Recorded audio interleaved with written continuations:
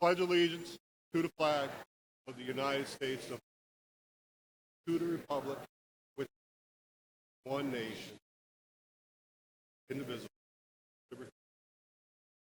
Please stay standing. I'd like to take a moment of silence for the victims back.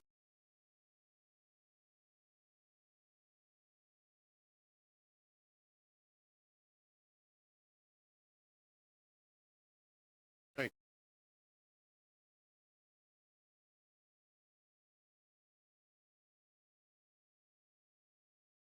you. Board of Education would like to welcome you to the information.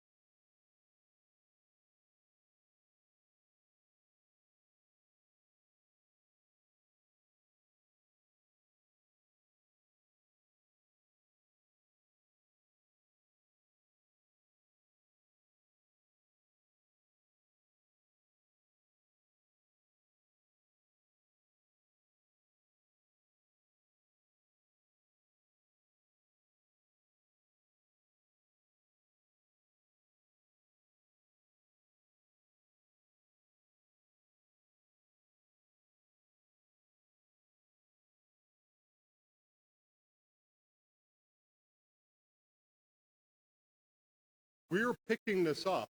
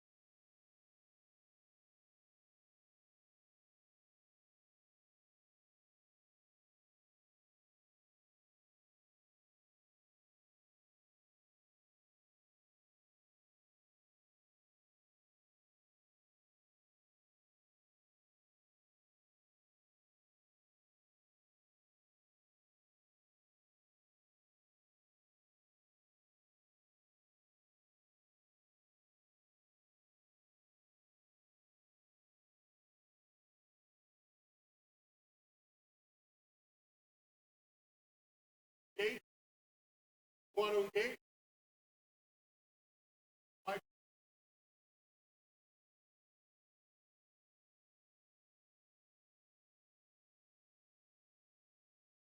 Keep it home. You gotta use the mic. Okay. Okay. Sorry. Everybody hear me now? Better? I hate these things, right? Authentic learning experiences. How have we done that? You're going to see later what we've done. But we've added a firefighting program to this school. Now, in my professional life, I'm a firefighter. I'm an assistant fire chief in a career fire department. I'm a little biased to it, I admit. But we've added the firefighting program. We've added EMT for those students who want to take those career paths. We added a certified career counselor who is doing amazing things. Our students are going out into Waterbury Hospital, shadowing. They are coming down to colleges. I also teach for Gateway Community College. I run the Fire Science and Technology program. They are going to come down and see college students doing live firefighting. Right? They're getting out there. People are coming in. Real estate, doctors, nurses, physical therapists, all coming in through the Career Center. We didn't have that before. I don't know if we've ever had it, but we have it. Well-being goal. Create an environment and opportunities that support well-being of all students. This sometimes isn't as easy as it sounds. Okay? Every student should feel safe and welcome coming to school. Everyone. We believe that wholeheartedly, and we take steps for that to happen. Fiscal oversight. Align our budgetary spending with district goals and strategies. When I got on the board, one of my things was we need to take a look at the budget. We need to take a look at how we can utilize the money we already have better. And we've done that. We realize that. Ms. Tilton gave a very emotional speech yesterday at the meeting. And she was absolutely right. Every dollar you put somewhere else, you took it from somewhere else. That's a true statement. And we will see that in a little bit. So these are the Board of Education goals. These how we form our opinions. This is how we make decisions. And this is how the superintendent and the staff in this school runs the every day-to-day operation. Next slide. So, what information utilized in making the decision to close Harry S. Fisher Elementary School? Like I said, this wasn't done on a whim. Next slide, please. This has been in the process for a long time. Okay. Why are we looking into it? Reason one. We were looking to continue the work of the September 2019 study that was done. We had a public hearing. I sat on this very stage. We realized that was a long time ago. COVID happened. People moved into town that might not have been here. That was an oversight on our part. Right? So we're going to go over that, what it said. It provided us 5 facility use options to pursue. Right? And that was on February 27, 2020, the original hearing. Next slide, please. All right. So looking at the 5 options they proposed, option 1 kept everything, is the way it is now. Right? We have Plymouth Center, pre-K through 2, Fisher Elementary School, grades 3 through 5, grade 6 through grade 8 is the middle school, and the high school is 9 through 12. That's our current configuration. We adopted that from this. And we did that for a few reasons. We just didn't want to shuffle students around just because we could. We did it for reasons. Show of hands, who grew up in this town? Right? We always, as far as I remember, had that competition between Plymouth and Terryville. Agreed? There was accusations that Plymouth Center got all the resources. Right? The other elementary school did not. We had 2 elementary schools teaching math 2 different ways.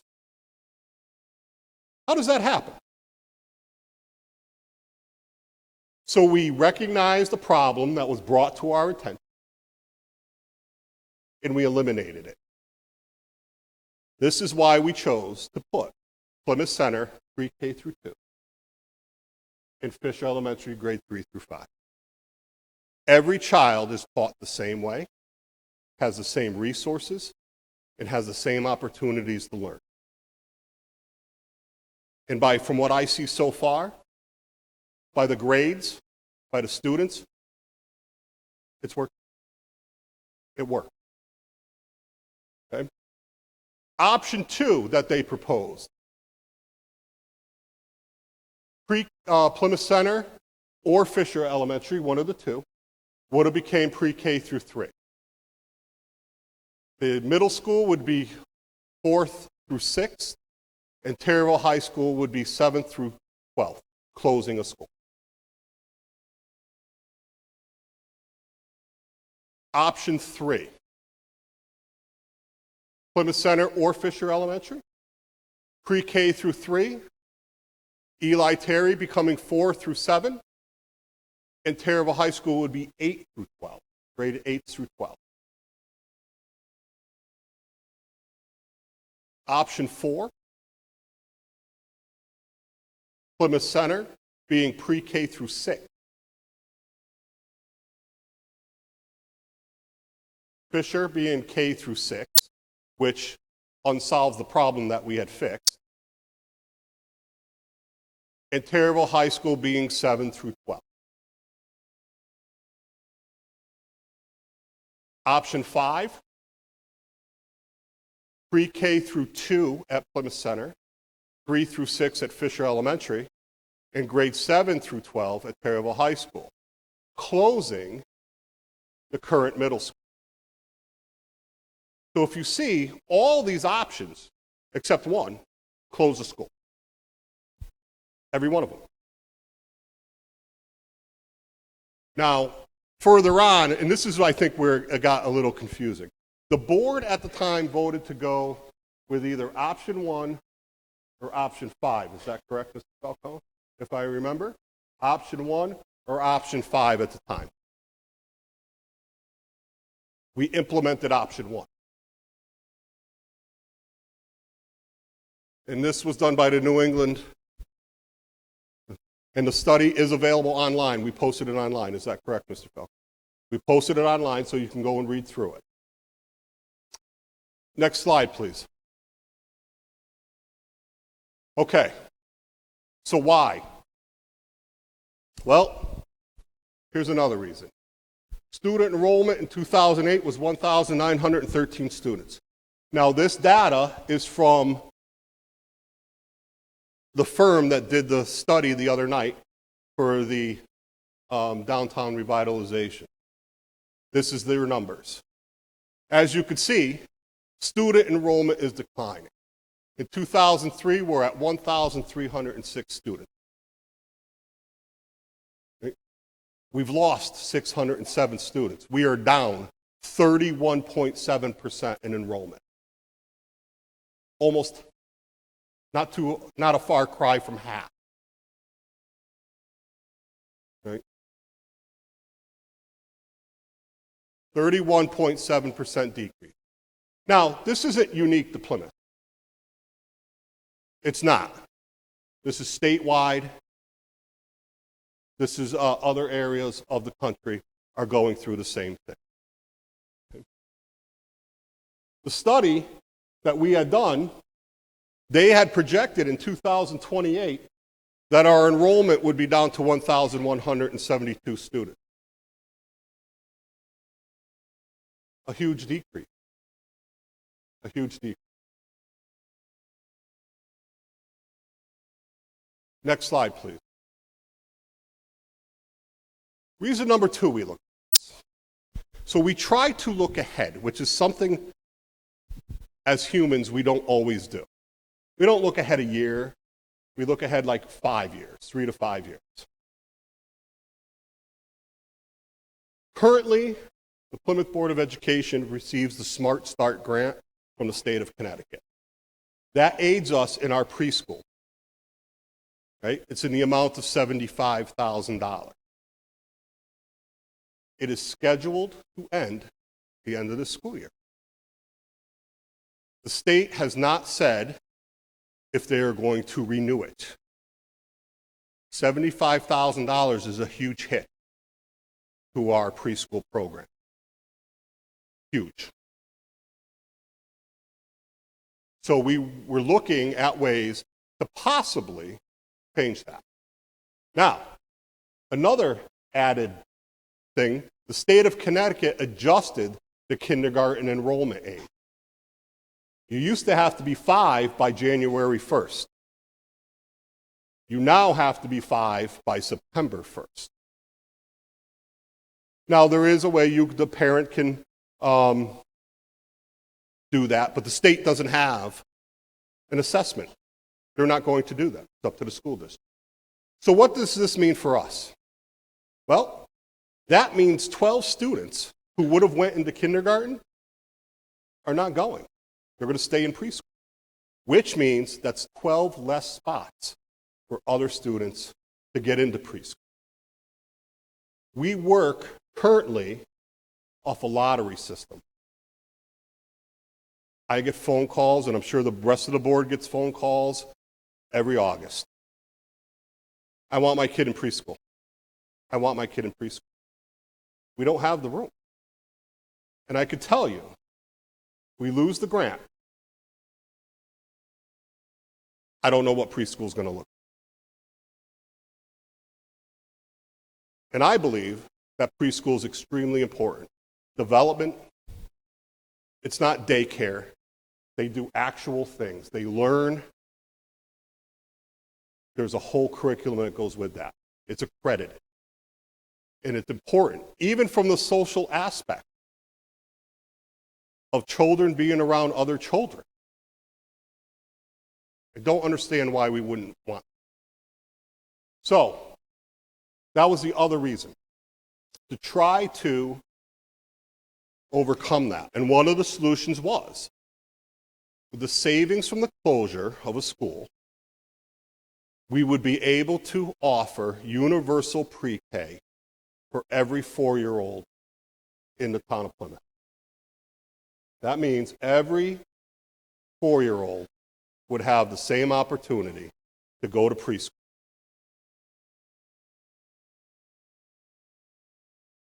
This is some of what we were basing our decision on, and this is the big driver for us. Next slide, please. All right, fiscal oversight and responsibility to the taxpayer based on building capacity. As you know, our enrollment's down. What do you think our building capacities are at? Next slide, please. So currently, Plymouth Center School has 309 students operating at 59% capacity. 59%. Fisher Elementary has 284 students. It's operating at 52% capacity.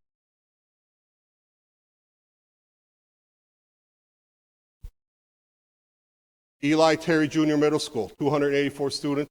It's operating at 47% capacity, less than half. Half the school is empty. There's classrooms being used for storage. Taraville High School, grades 9 through 12. There's 374 students. It's operating at 53% capacity.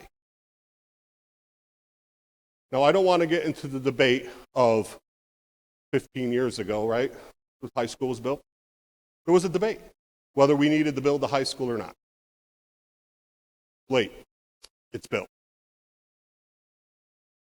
It's here.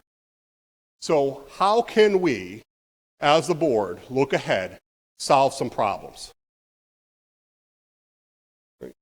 Everybody on this board is a taxpayer as well. Everybody on this board has had children. So we said, let's take a look at it.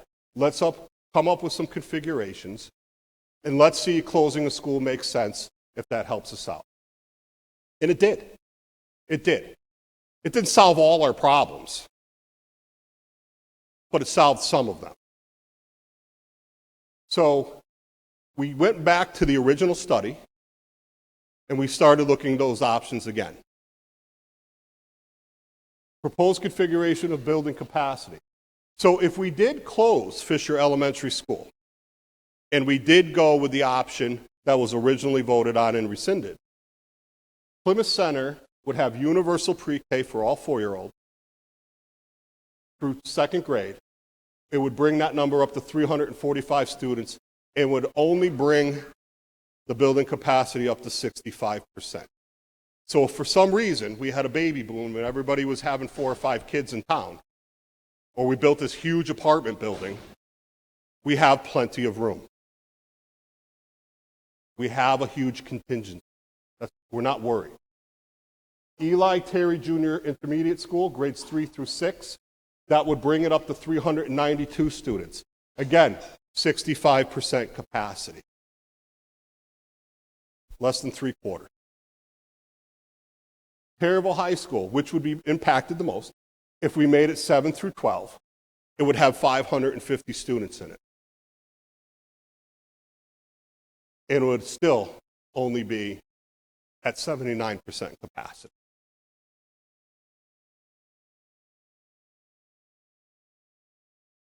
Plymouth Center School would still have 5 open classrooms.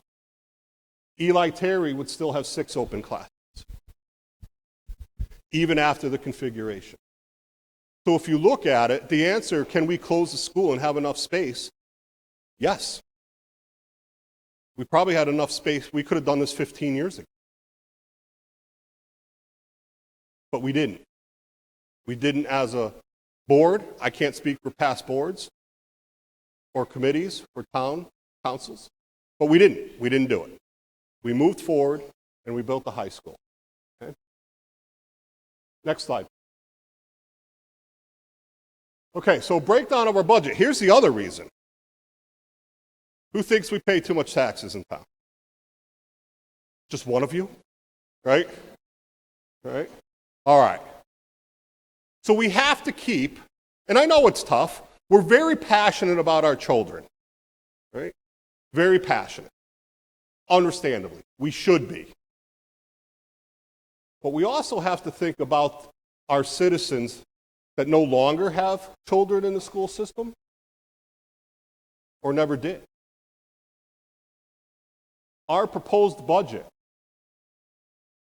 moving into 2024 and 2025. And again, preliminary numbers, we have to do some consolidating, we have to look. Again, remember, using the money we already have smarter. But we're getting to a point where we can't. Salaries, 2.17%. Benefit, 1.03%.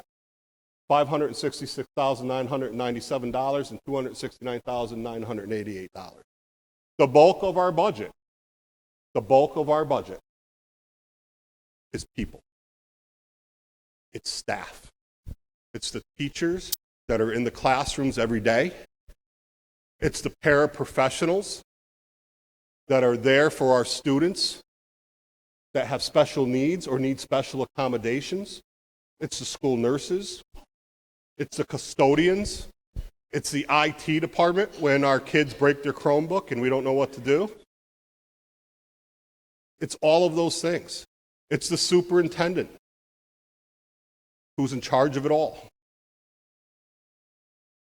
And I want to talk about this for a minute, because I do look at Taryville Talks and there's some misconceptions out there. And Brian, I'm going to put you on the spot for a little bit. The superintendent got such a huge raise. It's not true. What had happened, hear me out, Connie. What had happened was we had a previous superintendent who was making a lot of money. He decided to go work elsewhere, okay, which people do. We in Plymouth are on the lower end of the pay scale. All of our teachers, all of our paras, our superintendents can go work in other districts and make more money with no issue. But they stay here. Right? So the superintendent. We had an interim superintendent for a while, and then Mr. Falcone received the job. Through an interview process, and knowing Mr. Falcone previously, because he's no stranger to the district, he worked in almost every school here and left here for personal reasons to go be a principal somewhere else. He was the high school principal. The board felt it would be great to bring Mr. Falcone back, because when Mr. Falcone was here previously, we didn't have the rowdiness in the hallways. Scores were up. Morale was high. And one thing that we had said to Mr. Falcone is we're looking for longevity. We don't want this to be a stepping stone. We want you to stay here. He says, agreed. I would love to retire in the town of Plymouth. There was one issue. He didn't have his 093 superintendent certification yet. So what the board did is gave him a pre-certification salary. That's what we did. We thought that was the responsible thing to do.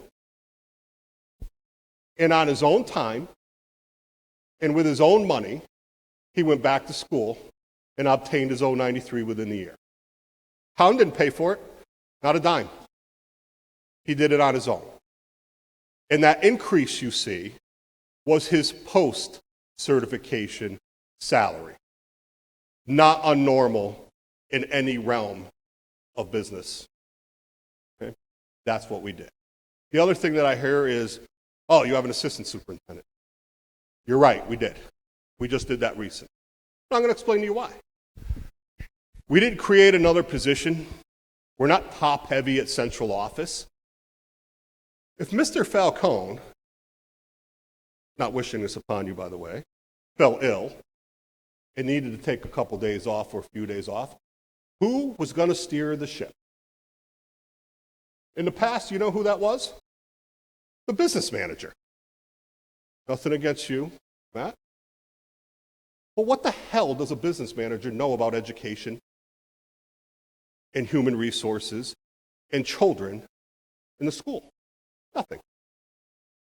So we had a special education coordinator. She was here, very good at her job. Those of you who have had the pleasure of meeting her, I have nothing but rave reviews. So we discussed about making her the assistant superintendent. So if one person wasn't able to make it, the other one would be able to step in. And that's what we did. There was no increase in salary. She just took on the extra responsibility. So that's the facts. Those are the facts about our central office. Have to have a superintendent by law. Have to have a special ed coordinator by law. Got to have a business manager. We're not top heavy there. So we want you to know that. So going back to this, our transportation costs are up 4.35%. Now, I can only imagine the reason that is. Our bus drivers, think about being a bus driver.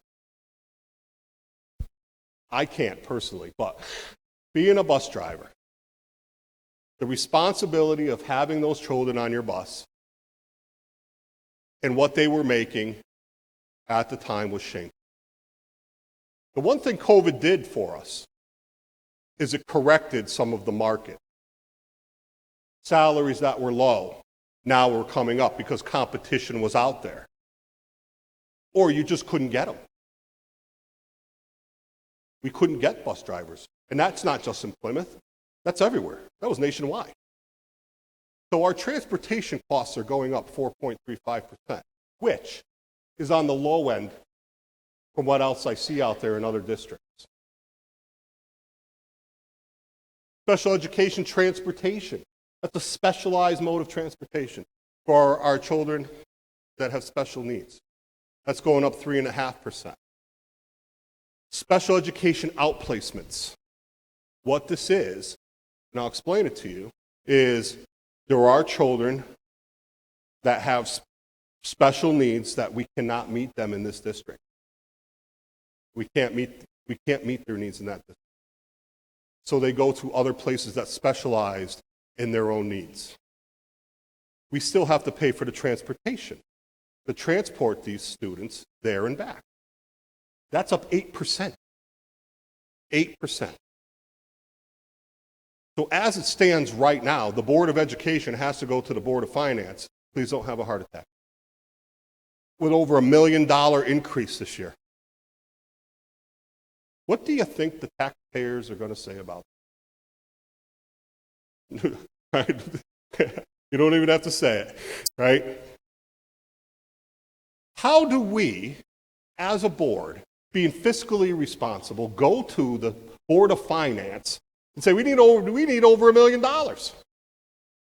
Our schools are running at half capacity. It's not responsible. It doesn't make sense.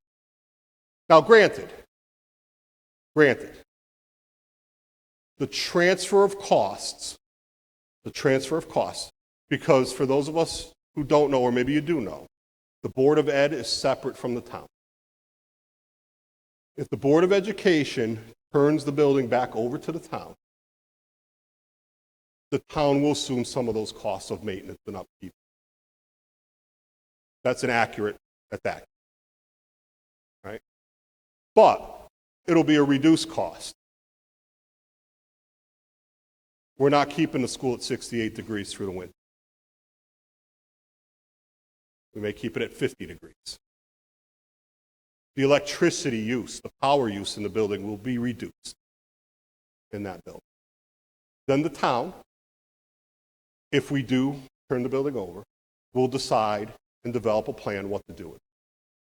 What we don't need, and I've had these conversations with multiple people from the town, we don't need another Prospect Street school. We don't need another Main Street school that sat there for 10 years.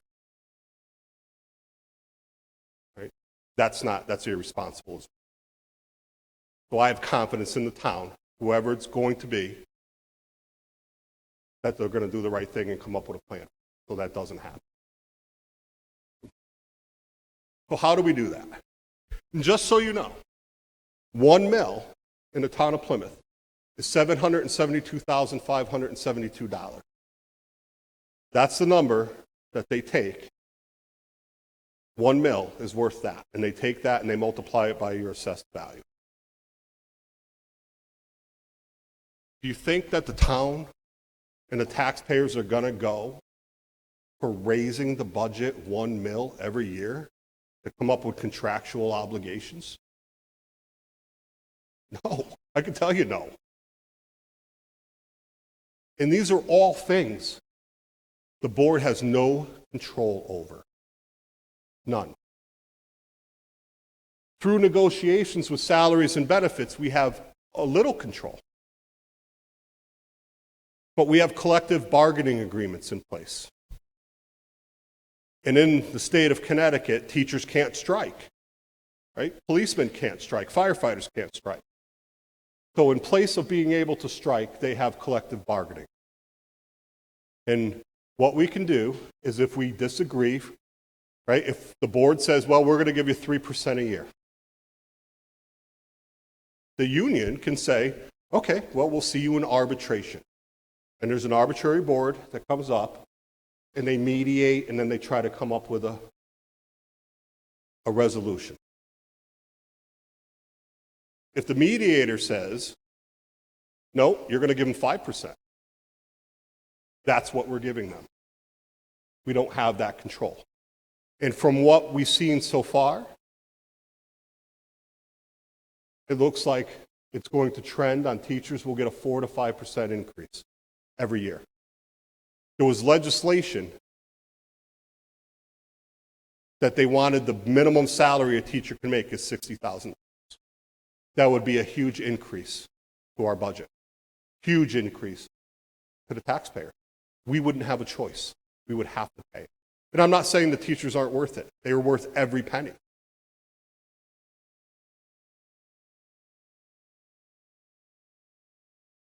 But what do we do? Okay? So we thought that we came up with a viable solution to help both of these issues. Next slide, please. Okay.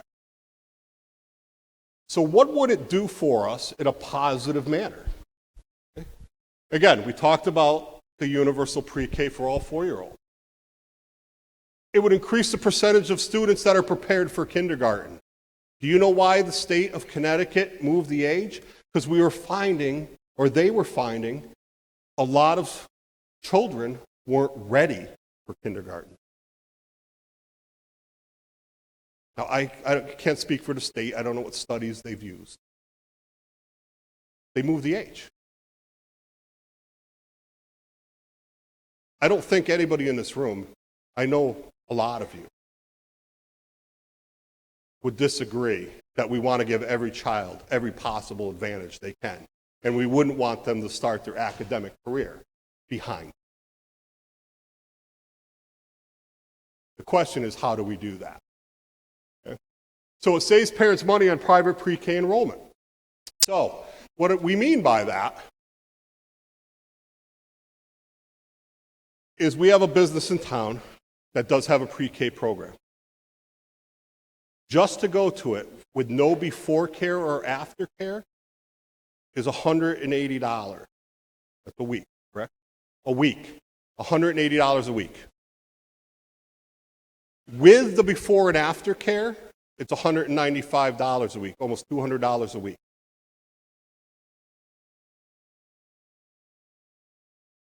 I'm not going to say we would be free, because nothing's free. But there would be no charge to the parents. Now, the before and after care, we would utilize probably that same business in town, possibly. And it would be $120 a week for the parent. So the parent would save about $300 a month. Now, that may not seem like a lot of money to some, but to some, that is a lot of money. That's the other advantage. And the other thing, our school resource officer, instead of trying to divide himself between 4 schools, he would divide himself amongst 3 schools. On top of everybody's list, student safety is a priority. Absolutely.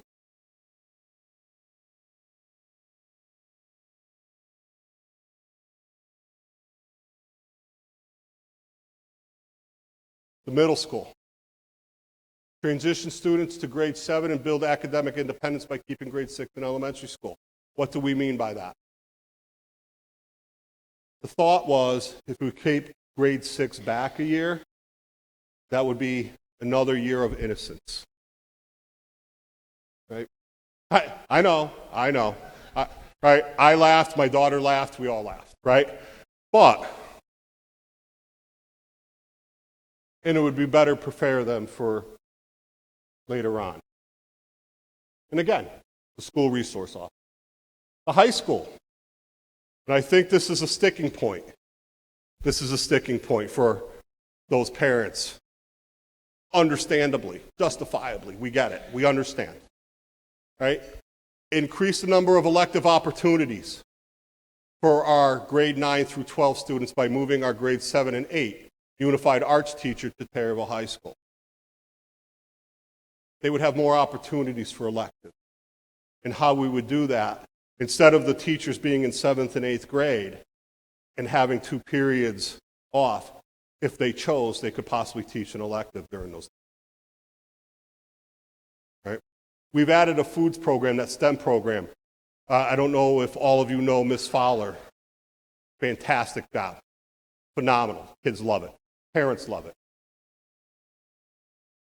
The cookies and the food that was served the other night at that meeting about downtown, that was all done by that class. Very important. Enable high academic achievement grade 7 through 8 students to take high school level academic courses. Right? So if we have those gifted students, they would be able to take, with parents' permission, would be able to take those advanced courses earlier. It's done elsewhere. It's done elsewhere. It's done in other school districts. We need to come out of the 1970s and 80s in Plymouth and get with the times. These are what they're doing. Now, I understand some of you are not going to agree with me. We're not all going to agree. It's impossible with a population of 12,000 people for everybody to be on the same and agree. And if we did, how boring would that be? Right? All right, next slide, please. All right. So the two configure options, right? Building considerations and saving costs associated with the school closure decision. Next slide. All right, so option one, which we came up with, which was option 5 from the 2019 study. This is the one that was voted on. Plymouth Center would be universal pre-K through 2nd grade. Eli Terry Junior Intermediate School would be grades 3 through 6. And Terryville High School would become grades 7 through 12. Okay. Option 2, 2019 study, option 3. Plymouth Center would be pre-K through grade 3. Notice that's not universal pre-K. That wouldn't offer pre-K to all 4-year-olds. It would stay as it is because of room. Eli Terry Junior Intermediate School, grade 4 through grade 8. Terryville High School, grade 9 through grade 12. Those are the two options. We thought option 1 was the best. Okay. Now, to the parents of grade 7 and grade 12, we do want to hear from you. We want to hear your thing. We put things in place, and we'll get to that in a little bit in the presentation, to ensure safety. This is not uncommon. Thomaston does this. Now, I know the building configurations. I understand, and we're going to talk about that in a little bit. Right? Thomaston does this. Bristol has a K through 8 school. Okay? There's other districts. If I told you that the town of Plymouth did this, they were once 7 through 12. It's not new to town. We had that configuration here before. I understand your concerns. I'm not saying they're not warranted. I would have some of the same concerns. But we're going to talk about that in a little while. Next slide, please. All right. So some of the renovations that would have to happen, right? The big one would be the pre-K bathrooms. To be accredited, every preschool classroom has to have its own bathroom, right? To be accredited. We are not sure if that is what the state has to say about that. We are looking into that. We're getting that answer. But to be accredited, each one has to have its own bathroom for obvious reasons. 4-year-olds, try to get them in the hallways, privacy, things like that. Okay. Eli Terry, this is a configuration. Paint the library, carpet the library, install bathroom and kitchenette, install cubicles, renovate the front offices, right? Heat and AC, design a boardroom and conference room, right? Things that we don't currently have fully. Then central office, which is the office attached to the high school, would move. They would move to the middle school, where the library is and those front offices. And this is the configuration that came up. It has a conference room, it has cubicles. Those front offices would be redone, and there would be a meeting area. Okay. So the question is, how would we pay for all this? Right? That's one of the questions. Well, our idea and our thought is, and don't kill me yet, the Board of Education has a sinking fund. And that sinking fund has $676,000 in it. And what that account is for capital projects for the school building. We would go to the Board of Finance, we would ask permission if we could use the sinking fund money to do these renovations, no increase to the taxpayer. That was our thought. Okay? That was our thought. Okay? Next slide, please. Okay. All right, so how much money is it going to save us? All right, that's the big question. Well, one certified position, two non-certified positions, contractual reductions, administrative, because we repurpose, we wouldn't need the 4 principals any longer, all right? But we would repurpose them. We believe in taking care of our staff, right? We don't want our teachers outdoor. We still have the same number of kids. So the reduction in staff is minimal. Utilities and maintenance and supplies, $150,000. That's a savings of $459,000. So remember when I said earlier about using the money we already have smarter? Over here. If we went with universal pre-K, we would need a coordinator for preschool. That's kind of a specialized area, as you can imagine. We'd have to add 2 more teachers for pre-K, and we would also need paraprofessionals. The high school would have a hall monitor. That's one of the things that we talked about putting in place for security. So that would be $415,000. So we're repurposing the money. Repurposing. All right, next slide, please. All right. So some things that we have already done by repurposing the money over the past 3 to 4 years. We added the STEM teaching program. We added a library media specialist. We added a school counselor. Very important. The middle school, we added the STEM teacher and special education teacher. I'm sorry, at the elementary school. The middle school, we had a full-time secretary. We added a technology education teacher program in family and consumer science. That's the old home ec for those of us who remember as home economics. And we added woodworking back in. Those of us who were older might have known it as industrial arts, right? And they do other things there as well. Taraville High School, the certified career counselor I spoke about earlier, and the Best Buddies and Unified program. For the district, our paraprofessionals. As the bus drivers, they were severely underpaid and unappreciated for what they did. So to better utilize, we made them, through negotiation, we went from part-time to full-time to help them out. They were making minimum wage for what they do. Minimum wage. English language learner teacher and an English language learning tutor. We identified this area as deficient, and we put things in place to try to rectify that.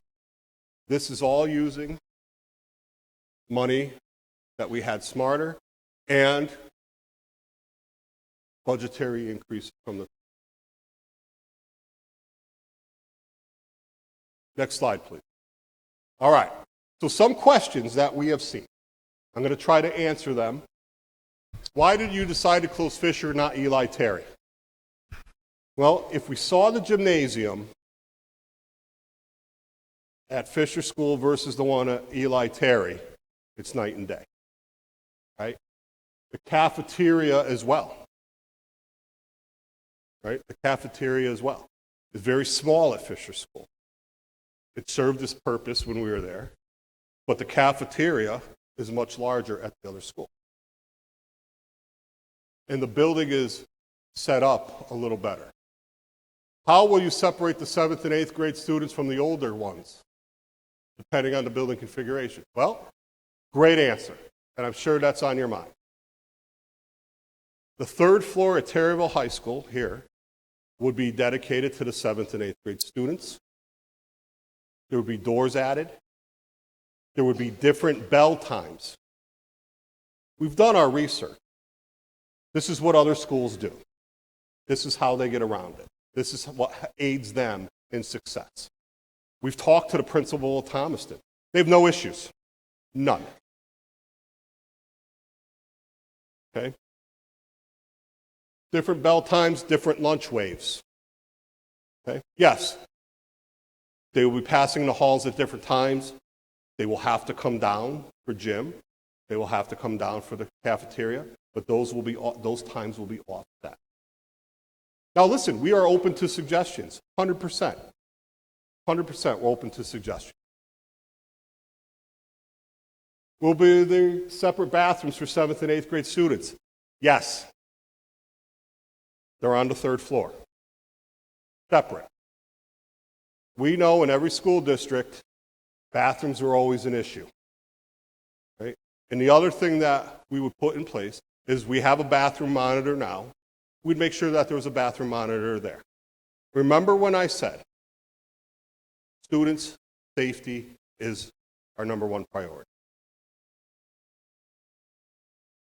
Will there be grade 6, 7th, and 8th grade athletics? Yes. Absolutely. We're figuring out how to include the 6th grade. That's still a work in progress, but we will. All right, Dennis Fowler, I know you're here somewhere. We've had some heated discussions. He is an advocate for the children and advocate for sports. Yes, we never intended to take away that. We have to figure that piece out.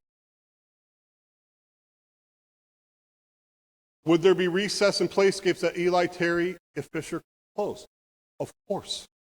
Of course there would. So we're going to evaluate, the plan was to evaluate the one that is currently at Fisher, and with the aid of the town crew,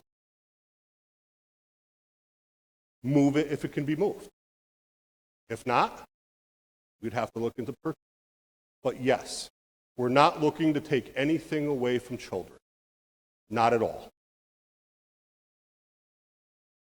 What will my child's schedule be? Again, that's a work in progress, right? Depending on a lot of things. Right? When would school start and end? Again, depending on the school. Will we uphold the traditions of our former schools? Yes. If 7th and 8th grade came to the high school, they would not become kangaroos. They would still be bulldogs. They would still have pep rallies. They would still have separate uniforms. We would still have a PTA, Nicole Corey, right? We would have all those things in place. Never discuss taking those away. Never. I understand change. We don't like it. As humans, we don't like it. We can tell by the way Route 6 looks. We can tell by what we read on Terryville Talks. We can tell why we still have 4 schools operating at half 50% capacity. We don't like it. We like status quo. It's working. We like it. We want to leave it. But the sad thing is, it isn't working. It's not working.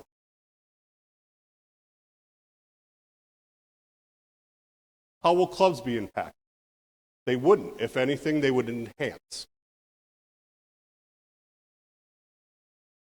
How are you going to pay for the possible? We went over that already. And why do we need to add bathrooms to the pre-K classrooms? Excuse me. We talked about that already. Listen, I know. It's change we don't like. I get it. We understand your concern. We do. Next slide, please. Okay, so where do we go from here? What?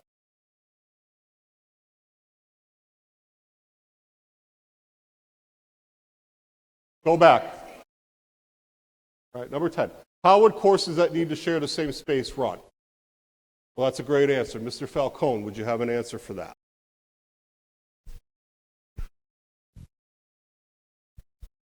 As with anything, we know that high school teachers teach 5 classes. So that leaves 3 periods where those spaces are open. We would have to carefully plan when health classes are being taught compared to PE teaching in the gym. Also, we have the workout center that could be utilized for classes for fitness while the gym's being used. We also have a wall that goes down in the gym. We have an auditorium that could be used for teaching chorus while we have a band room to be taught band. It's all about scheduling and running things through Power School. So, and I know the teachers here understand that because they go through this every year when we create the schedule, and they get that at the end of the year from Mr. Helps. Thank you. Next slide, please. All right, so where do we go from here?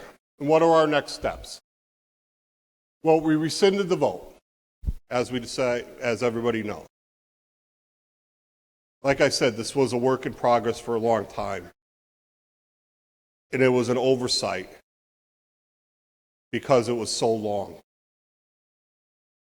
We really wanted to get that preschool in place. We are against deadline if that is going to happen. And this isn't a threat, this is reality. If we lose the Smart Start grant, I don't know what preschool will look like. I don't know. We will do our best. All right? So, we are having this informational meeting. We are going to be sending out a survey. We will be involving all of you, everybody. Please fill them out. Please give us your feedback.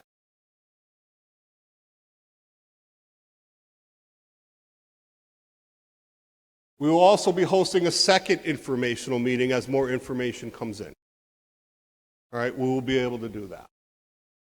The other thing that we're going to do is we are going to start sending the agenda of the Board of Ed meetings out on the Friday before the Board of Ed meeting. All right?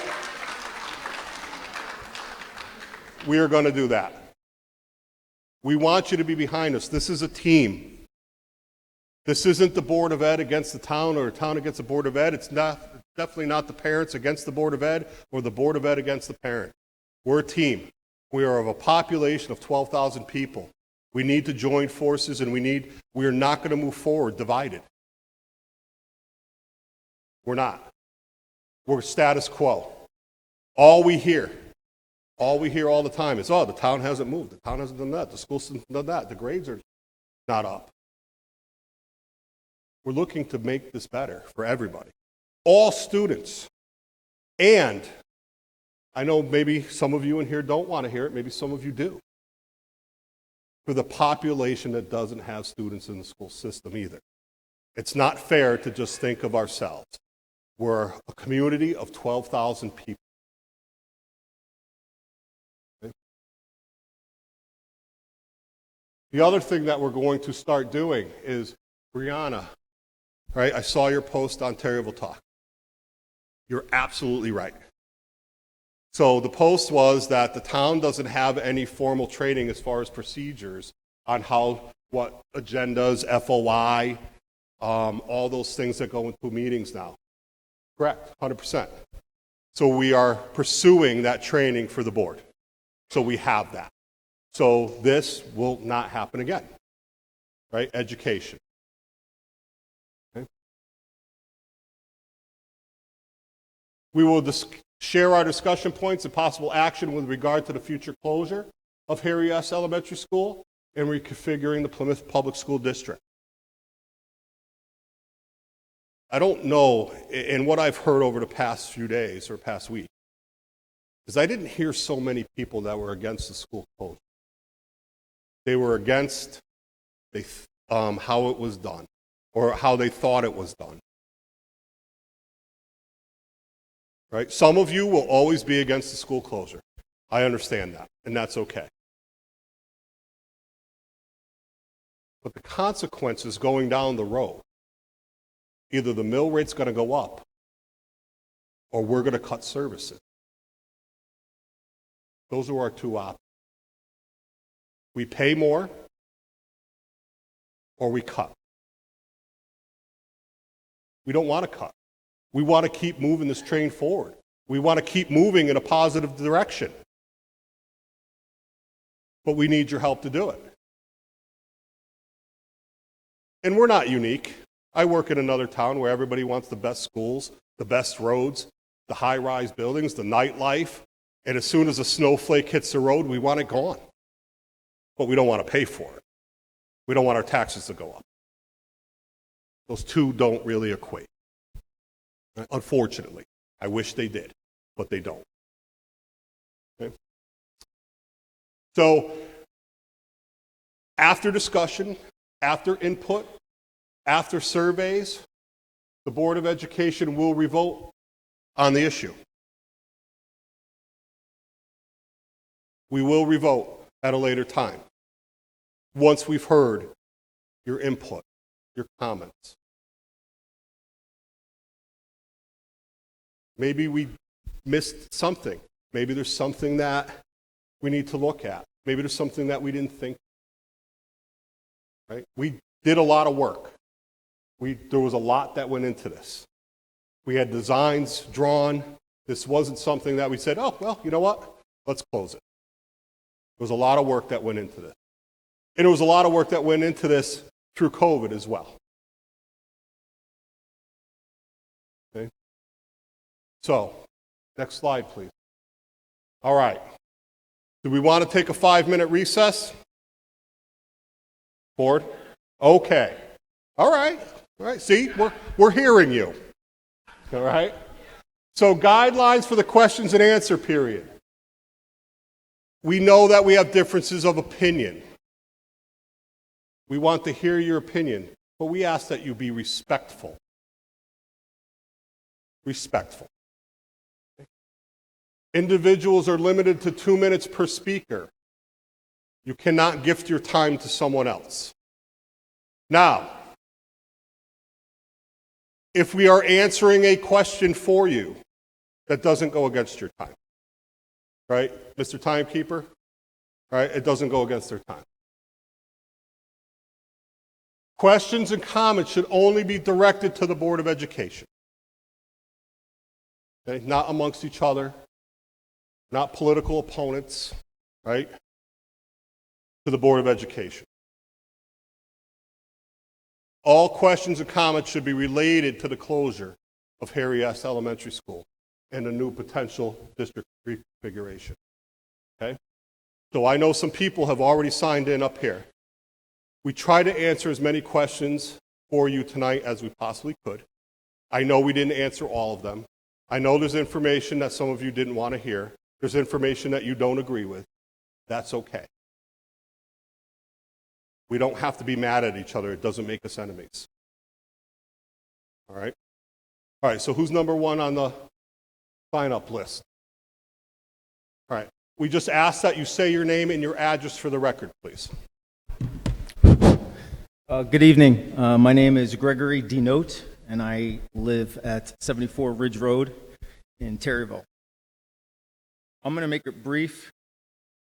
Wanted to pass the time on to my wife, but in regards to the Board of Education's rationale for looking into a school closure, I didn't know if you want to bring that up, because that is what I'd like to discuss. Well, not discuss, but just ask one question regarding to that slide. In any of those bullets, would any of you be able to offer any quantifiable data or research? Yes. Go back one more. No, other way. Going the wrong way. Right there. On any of those topics, would any of you be able to offer any quantifiable data or research that supports any of this? And that this would be, when would that be made public? Okay, can we all have a copy of that? And who conducted the research and data? Who collected the research and the data to come to that conclusion that putting 7th and 8th graders amongst high schools would be would have positive, measurable outcomes? Can I see that report? Can I see all the data? I said, can we see the report and the data that supports positive, measurable outcomes? Because we know scars don't show up in a year. We know a lot of scars show up decades later. So again, I would love to see the quantifiable data and research that concludes that 7th and 8th graders mixed amongst high school kids would have positive measurable outcomes. Can you provide that? Yes, absolutely. After the meeting. When would that be available? Excuse me? When could that be available? After the meeting. We have it. You have it. All right. Perfect. I can't wait to see it. I look forward to seeing it. Okay, thank you.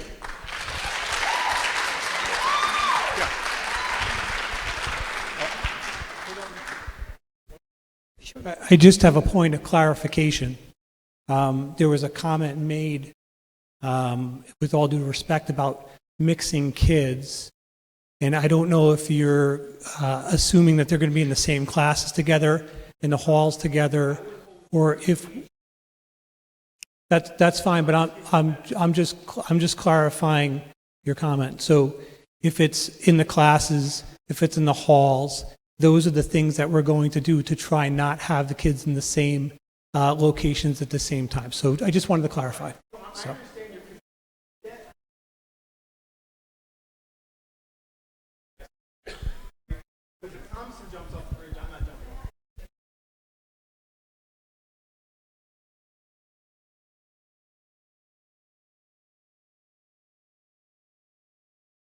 Nicole Denote, 74 Ridge Road. I'm a parent of 2 children here in the district. I'd like to discuss my concerns over the possible restructuring of the school, specifically the decision to put 7th and 8th graders into the high school. Kids in 7th grade can be as young as 11. High schoolers can be as old as 19. Understand the ramifications of your decision will spread to the legal arena as well. I've been an adult probation officer for almost 20 years, 14 of which has been spent as a sex offender officer. I've testified in court regarding cases of sex offenders supervised on probation as a subject matter expert, and I want people to understand just how common it is in the judicial system.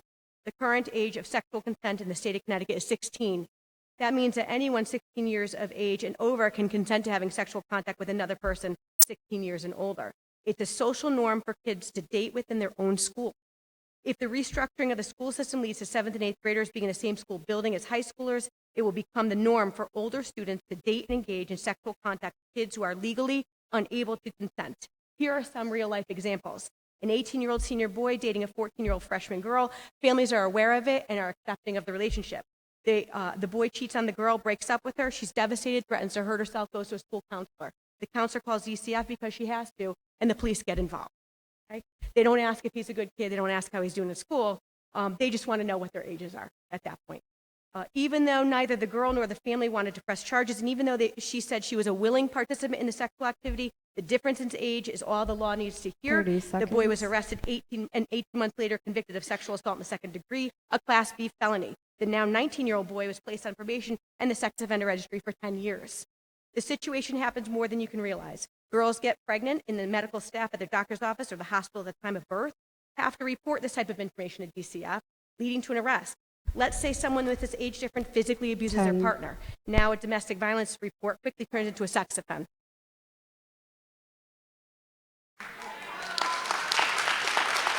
Thank you. Thank you, I'm almost done. In addition to this, any nude photos or videos taken by someone under 16 is considered to be child pornography in the state of Connecticut. If kids send these images around, they are in possession and distributing child pornography, both of which comes with penalties that include mandatory jail time. And these are only examples of willing partners. Please know that the incidence of kids being pressured into sexual situations and, of course, actual sexual assault will increase if we choose this plan. It is not the right decision for our kids, as the cognitive, emotional, social, and physical differences are just too great. My plea to the board is if you do decide to go forward with a specific restructuring, please provide a detailed plan regarding the education of our students on the law and the legal penalties when, not if, these laws are violated. And I just want to put out really quickly, I am not against, I don't think many people are against the closing of a school. It makes sense. I'm talking about the restructuring of the schools to this capacity. Thank you.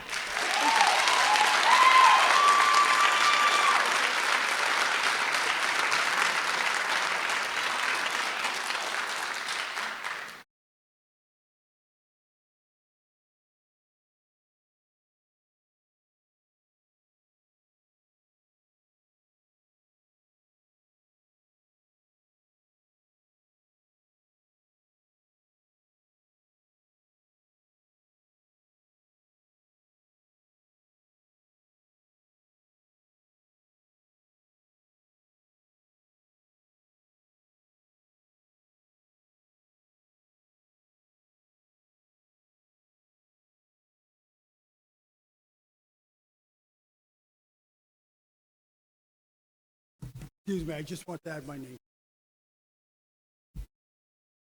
Hi, my name is Becca Allen. I live at 17 Megan Boulevard in Plymouth. I am interested to know about the construction work that's going to be happening at PCS and the construction workers that are going to be on premises. Are they going to be background checked?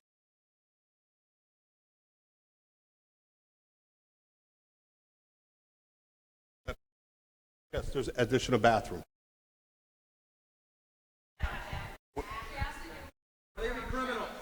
Well, relax, sir. We're not in high school.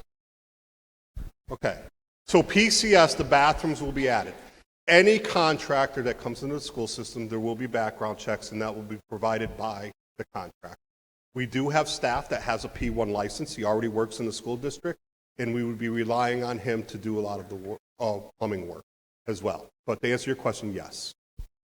What is the plan for busing? We're currently middle school and high school are bused together, if that's correct. That is correct. Is that going to continue?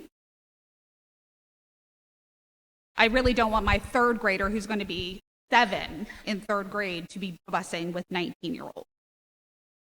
That wouldn't be the plan. We haven't gotten to the point where we even contacted the bus company to see, but the plan would be if we were going to go with a pre-K through 2 school and then a 3 through 6 school, they would probably most likely, again, we haven't gotten to that point, but keep the hours of the elementary school, and then the kids in 7 through 12 would continue to ride the bus together at either the middle school schedule time or the high school schedule time.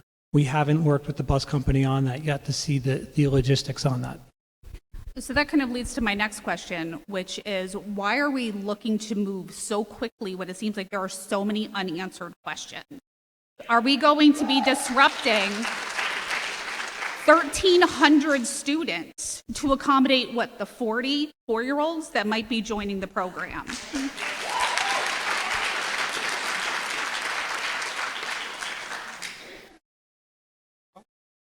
When the board made this decision, the main things they were looking at were the pre-K. That was their ultimate goal. And you saw some of and I could try to put it up here again. I just don't know which way I'm going right now. With regard to the Smart Start grant and the kindergarten start time, that really drove, and that was the goal of the board, is to keep that in place for next year with the closure. So that was ultimately what drove their decision and the timeline. So even if we get that grant for the $75,000, that goes towards the pre-K program that we currently have in place without expansion. So we could look at making this closure at a later year and have things in place where parents feel more comfortable and the students have time to acclimate to these changes. That's partially right, but you have to understand that when you change the kindergarten start age, you're going to have 12 kids staying back, and that's 12 less spots. And we do have a legal obligation to 3 and 4-year-olds with needs, and also their typical peers being 50-50. So I'm not certain that we would have enough room based on that circumstance. And my last question is around classroom sizes. What is the projected classroom size? Are we expected to jump up from the 19 to 25 that we normally see? Well, going back to the slide, it's hard to see from here.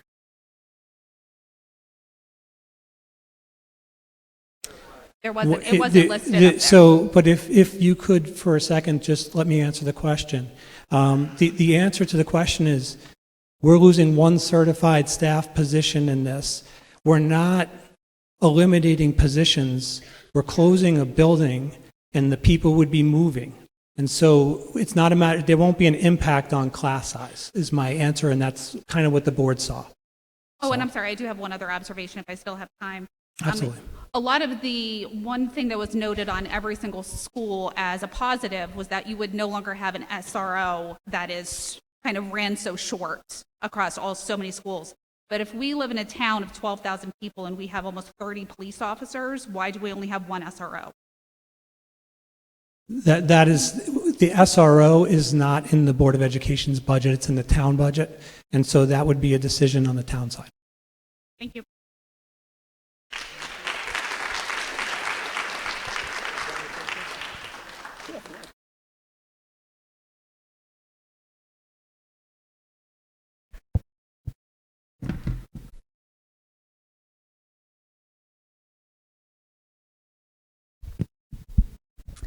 Good evening. Brooke Matuzak, 99 Todd Hollow Road.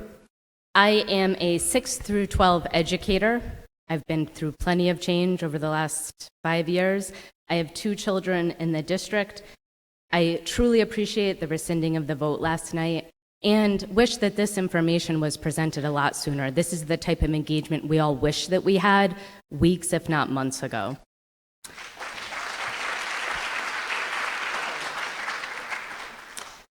We have already faced so much change. Numerous students, including my son and daughter, have had to endure at least 3 transitions due to the restructuring of the schools, on top of adverse effects of the pandemic. I can't speak for everybody else's child, but my son has now grappled with anxiety, migraines, nausea. Sleepless nights have become the norm with frequent visits to the nurse. Now we find ourselves asking these same students to yet again adapt to another significant change in our education, one that is not in their best interests and destroys the phenomenal work being done at the middle school right now in regards to their academic and social emotional needs of a 6th, 7th, and 8th grade student body. As we heard during Monday's presentation, which was phenomenal, we see that there is a decline in our population in Plymouth. What about those young people that are not coming into town? We're making all of these changes to account for a pre-K program that we don't even know will fill after a year or 2 on the backs of our kids who have already suffered so much. 30. Please discover better solutions for our young learners that is not on the backs of those who have endured so much for the future of our town. Thank you.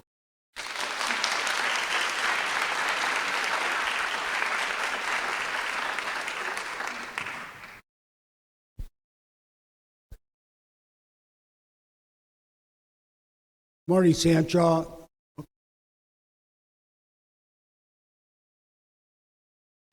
Okay. Marty Sanchaw, 7 Richmond Drive, Plymouth, Connecticut.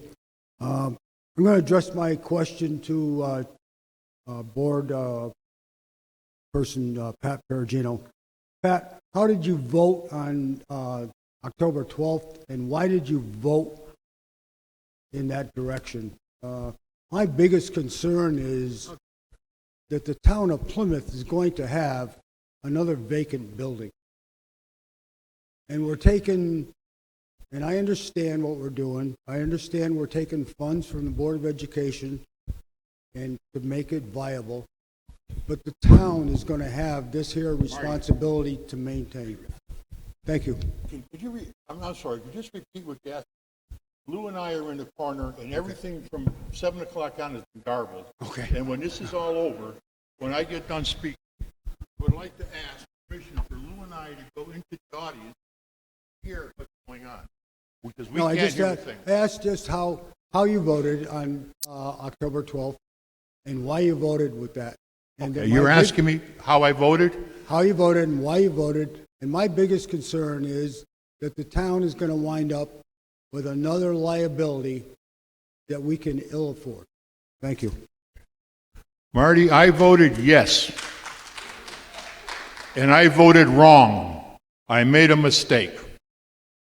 I'll tell you that right now.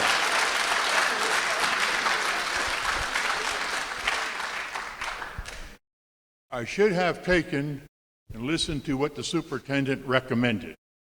Number 1, we should have had this meeting prior to any vote. This should have been done first.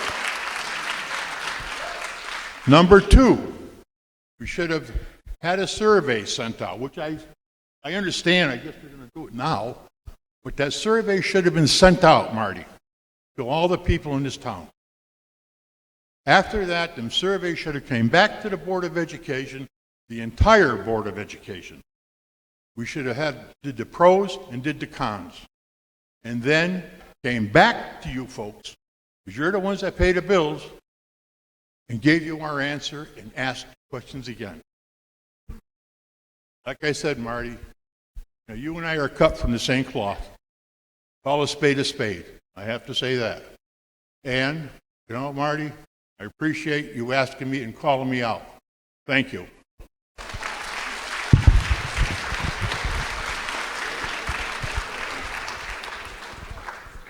So, Robert Allen, 17 Megan Boulevard, heard from my wife.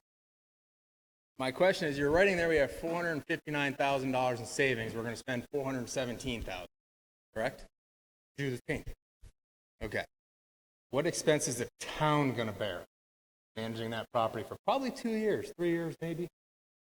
What expense is that going to cost? I understand it's not you guys, so I understand maybe not the right place, but so we're going to technically profit, $34,000 extra every year. That's great. We're going to hire a PCS coordinator. What is that? It would be someone in the teacher's bargaining unit that has I'm sorry, in the what? teacher's bargaining unit Which is a teacher. The union? A teacher. Yeah, union. Okay. That's the bargaining unit, Okay. is the union. And they would oversee it. Someone that specializes in pre-K, because there are accreditation pieces with the NIAC accreditation that need to be filled. Okay. And when someone's out in pre-K, they would fill in as the sub for that. There's a lot of paperwork with enrollment. It's just a whole kind of different animal. Okay. And that's something the teachers can't do, out of curiosity. I'm not a teacher. Yeah, no, I understand. Not when they're teaching. So you almost need someone like administrative kind of helping through that. Why can't the principal? The principal would be dealing with the kindergarten through grade 2 students that she has. So it's preschool does take a lot of the time away from the principal. Okay. So her time really isn't even evenly divided. Okay. So. All right. Yep.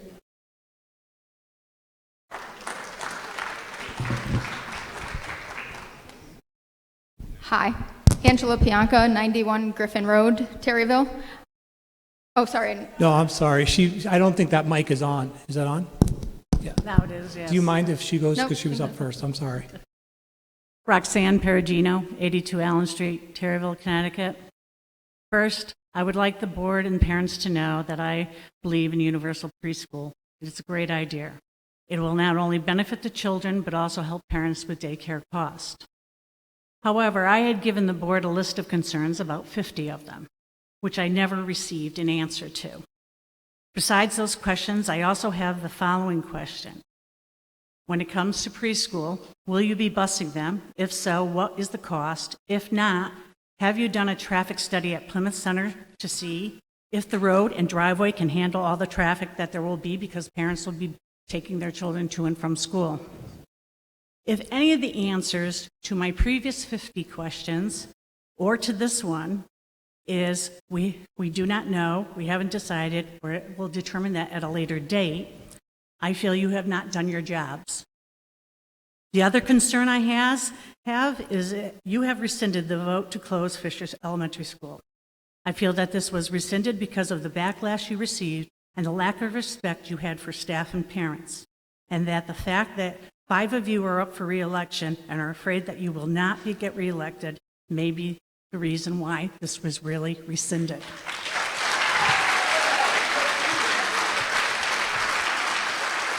So, right after election, if you're all back here,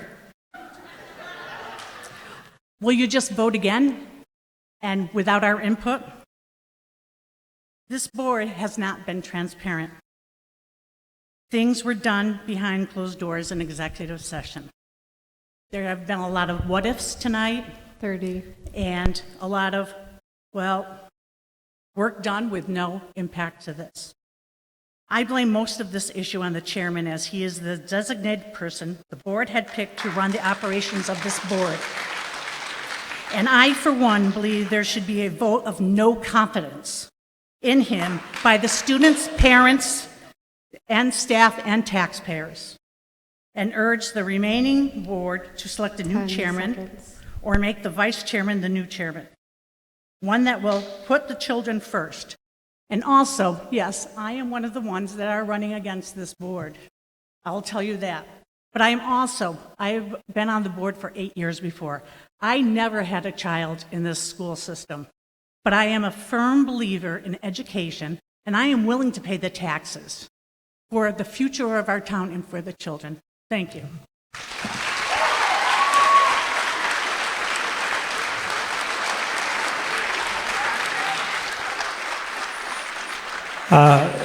Just to answer some of the questions you asked, well, I don't know if you want to stay up because you might have a follow-up question.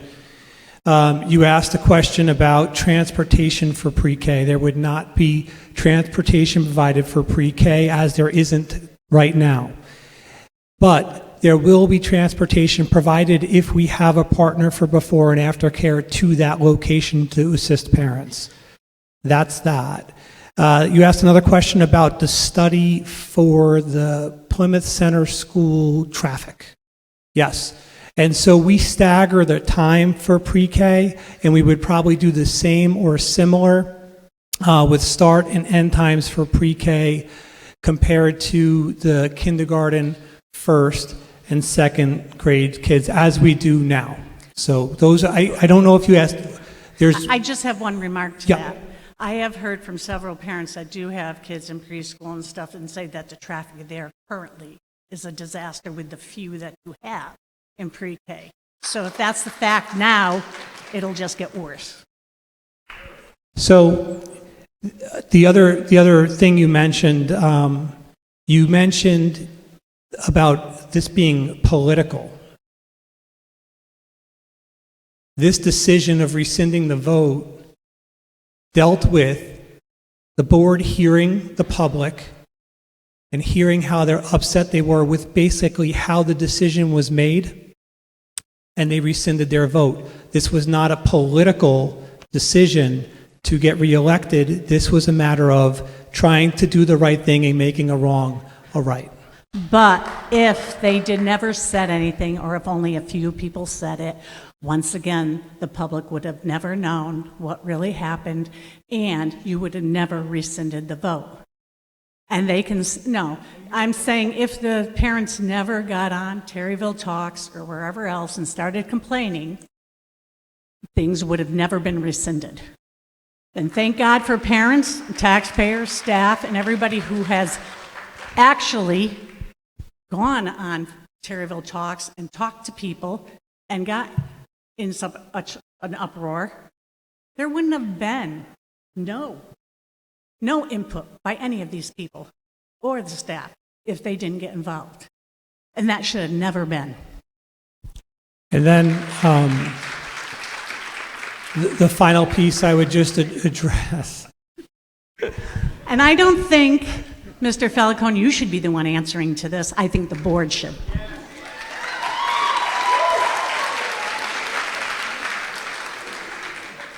The final thing I will address is the comments specifically towards our chairman of the board.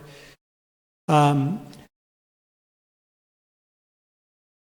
time and effort that he puts in as a volunteer for this community, you can't understand. On the weekends, on the nights, we're on the phone all the time trying to do what's in the best interest of kids. You don't have to believe that if you don't want to. I'm not going to try to convince you otherwise, but I know what I experience working with Walter Seaman and what he does for the kids in this community. And that's all I have to say about that.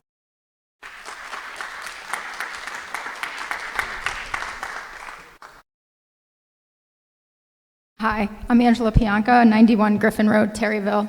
I want to say I've lived here my whole life. I went to school here, and that's why I chose to stay here. I thought I did all right, and I thought my kids could do all right. I'm not pleased with the decision that was made, and I would love to be proud of this community as I chose to stay here, but this decision was definitely not something that I would be proud of. I also went to the planning meeting the other night, and you nicely stated the 30% decrease in the student enrollment we've had. However, what you didn't mention was the slide that they presented before that.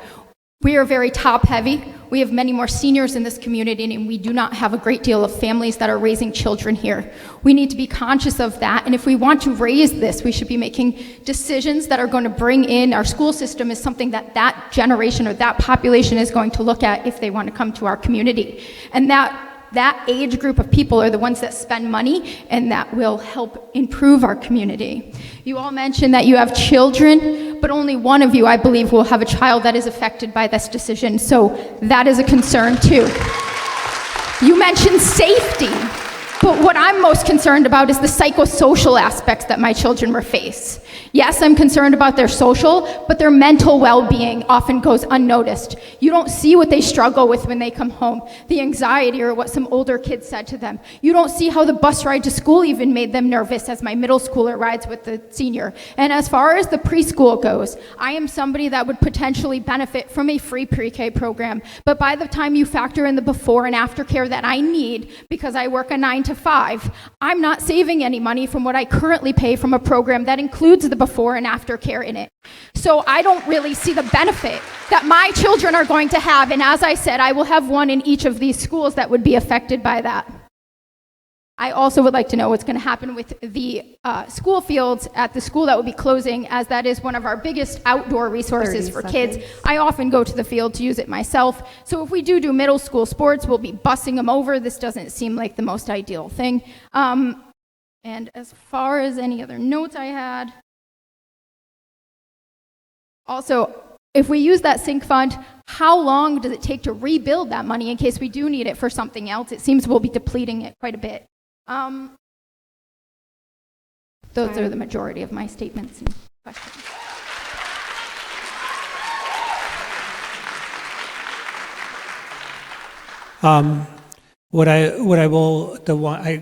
The sinking fund question, I don't know the answer to that. Okay, I wouldn't, as that would be in combination of working with the town and monies and things like that. The other question was about the Fisher Field, the fields at Fisher. So those in the motion that was originally made, it was an intentional motion to give the building back and not the fields, as those would still be utilized. And technically, we're the ones, as the Board of Education, through our landscaping contract, take care of all of those fields at this time. So that would probably have to be a partnership with the town while it's their building and when they decide what to do with that building. And then after, we would have to work out how that would work with depending on what the town does with that building. And would sixth graders still be included in middle school sports, or would that be seventh and eighth graders? Like, how are you going to combine a sports program when one grade is in one school and two grades are in another, and the fields are at an entirely different location? It's a great question, and I'm going to answer that question. So one of the things that we're looking at are the start and end times of high school and the other schools. That was one of the things that we planned on looking into. The other piece is we have called the CIAC. The CIAC is in charge of high school athletics. They don't oversee middle school athletics. And there are other schools within the state that do run programs where sixth grade does participate with the seventh and eighth graders. And in a lot of times, and we have checked with our athletic directors too to see which sports would need that to continue to function. And we do have sports in our district that would need and require the sixth graders to function, so we would make that work. But it would be a little more work on our part that we haven't gotten to with regard to start and end times of schools and transportation of seventh and eighth grade to the facility where the practice or game would be taking place. So, and just two more comments. One of the comments is you talk about these new opportunities for seniors to have, but that will also come at a cost, as you folks talk about.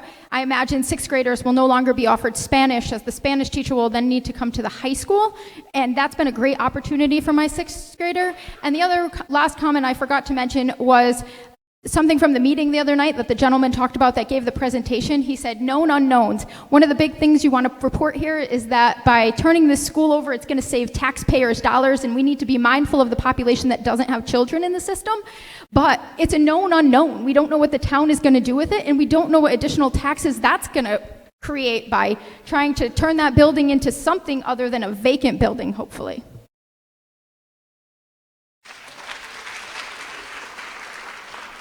Matthew Kozakowski, 45 Fountainhead Road. Just to clarify a couple pieces of missing information from your presentation. Is the universal pre-K full-time or AM/PM? So currently, we offer an AM, PM option, but the additional sections we would put in would be full day. The second would be in your second option you put up against the current. Just show me which way to go. I don't. It is the option where you had 4 through 8 at Eli Terry. This? So, yep. Okay. So you have a cost associated with the upgrades required to do option number 1. What is the cost to do option number 2? The board moved off of option number 2 fairly quickly due to the fact that their goal was looking at the universal pre-K, and in this arrangement in option number 2, it wouldn't allow for universal pre-K because of the space within Plymouth Center School. Well, I think if the town's going to make the correct decision, we need to make sure we don't have bias towards any option, and the town needs to understand fully all the options to make the right decision. And I think that's the charge of the board, to look at all these options with equal validity to figure out which is going to be the best for the town and the citizens. Thank you. And I will just comment respectfully off of your last comment. The board had a goal of universal pre-K, and option number 2 did not provide that based on the space within that building. And so it's not a matter of them not having thorough discussions about option number 2. It's just at the end of the day, the end run was the same, where you couldn't put universal pre-K in place in option 2. And so that's why they moved to option 1. It's not a matter of it not being looked into, but it just didn't get to that point based on the end run of the situation. Well, I think if we had more interaction with the town, we could have, I think, brought up some of our concerns earlier and moved the direction of the studies in the right direction. Thank you.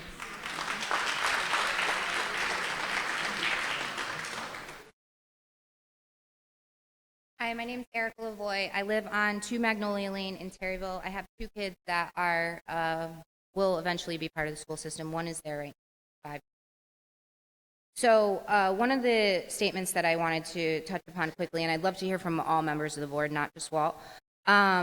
Walt specifically stated that all this started in 2019, and here we are 4 years later, and you're citing that new residents moving to the town are what would pretty much want you to do the universal pre-K, but we don't have new residents moving to the town because we actually have enrollment down in our schools because parents don't want to send their kids to school, and also results that you randomly just got this past Tuesday. The one thing that you didn't cite that I'm a little bit interested in is the unincurred legal fees that we had to pay as a town or as a board, however that worked, for having a predator work at school for so long. So I'm a little curious about that. I'm also curious about how we can actually trust that everyone on the current board will be transparent with the following changes. I'm currently running for Board of Ed for anybody that wants to write me in. I'd love that. I plan to try to do what's best for our kids going forward, especially, ones that I know personally, not only my own, but everybody's. And again, I think that the fact that you keep referencing taxpayers that don't have children in this community, it's a little bit ridiculous because to me personally, and I think a lot of people here that have kids would agree with me, it's our children that build the community. So regardless of whether people have kids or not, everyone's opinions are valid.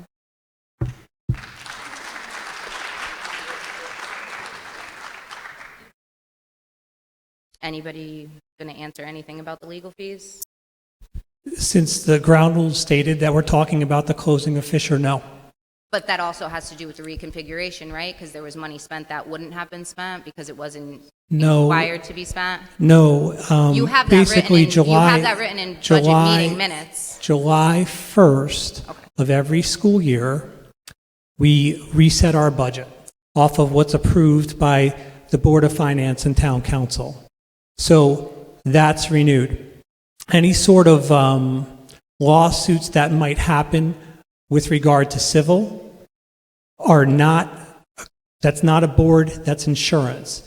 But I'm not going into this right now. If you'd like to talk about this at another time, I'll give you my card. I'll be happy to talk to you about that. Sure. So is my time up? 30 seconds. Okay. Also, by a show of hands, anyone behind me, if you have a child in school with a learning disability or delay, please raise your hand. In addition, if you have a child who is receiving or is not currently receiving services in school, please put your hand down. If you have a child who is receiving services in school, please keep your hand up.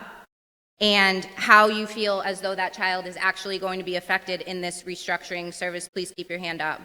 This is a big problem for parents who have kids that are in the special education program. You talk about sharing spaces, you talk about having construction in the schools being done while these young children who have sensory processing issues, autism, any type of other learning disabilities or genetic things going on. This is something that you need to take into consideration when you're talking about doing any type of construction in these schools, because it will continue to affect those children. Thank you.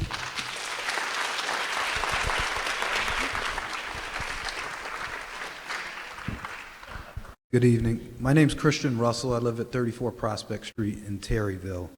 I heard several references this evening to Terryville talks, and I want to specifically call that out, because I think that the reason so many constituents in this town use a forum like Terryville Talks is due to a failure of the government, both the board and the local town government, to make its processes inviting, open, and transparent.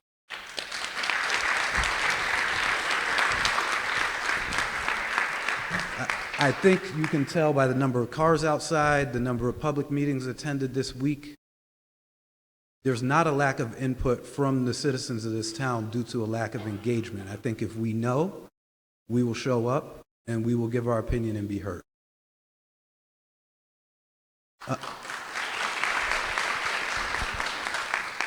Looking at the slides this evening, I saw, based on what would have moved forward with option 1, a net savings of around $40,000 and some concern about losing a grant for $75,000. But if we look at the proposed use of these savings, here, This is a slide? this slide, Yep. and I'll recall those that remember the last referendum we had on the school budget. It seems like every time there are position reductions, it's always at the front lines, at the people that actually interact with our children. And I feel like perhaps if anyone's familiar with business, usually the place for cost-saving reduction is in reductions to administration. I find it difficult to understand how, if we are to go from 4 schools to 3, we find a way to repurpose the position of a principal at the expense of the people that interact with our children. We find a way for them to land softly and safely. And if we're concerned with losing a $75,000 grant, we could probably save double that with an unnecessary administrator. Just a quick point of clarification. You're talking about a building principal or assistant principal that doesn't interact with kids? Our building principals and assistant principals do. I just want to clarify that. Not in the same capacity as teachers, paraprofessionals, and other non-certified or certified positions that you look to eliminate. But I want to make another thing clear that I want the public to understand. A principal is required to be in every PPT or an administrator. They're required to be in every 504 meeting within their school. They should be running grade level or department level meetings. They should be in those. They also have other obligations with regard to paperwork, coming to meet as a whole team.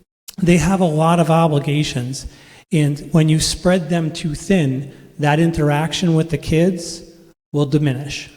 And there are certain laws and requirements that we have to follow, whether it be evaluation processes and whatnot, that have to be followed. And so when we talk about reconfiguring the administration to make it work, a lot of it deals with those requirements in our legal requirements as a school system. Can you explain how they would be spread thin if we're currently at roughly 50% enrollments and would be going into the 60%? It doesn't sound thin to me. The number of administrators that are on our team now compared to when they were in 2009 or 8, whatever that number was, it's a significant difference. In the schools, though, you'll be losing a principal. But, you know, we're talking about moving a 7th and 8th grade to the high school. And then would we want an administrator to be supporting that 7th and 8th grade to help provide them their own identity? Like, these are the conversations when we dug deep and looked deeper at it. Would it make more sense to put someone there to support those kids or not that has an O92 that can do more for the kids? Now, we've reduced the number of days, we've reduced the number of responsibilities, and that's where you see the savings. But there was a decision of the board. Okay, last comment, and I don't expect an answer to this, but we talk about the differences between option 1 and 2, and it seems that there's a lot of hoops to jump through to make option 1 work. Whereas option 2 seems to be a more traditional setup for an elementary, middle, and high school environment. We talk about sports field, and this is a comment, I don't expect an answer. 10 But if we seconds. were to keep the fields at Fisher for the use of the district, it seems to me that perhaps the board shouldn't have given away the fields at Eli Terry Middle School to help the town facilitate a property sale to a developer who's left that property vacant, untouched, with 8-foot-high grass on it for the last 4 years. Thank you.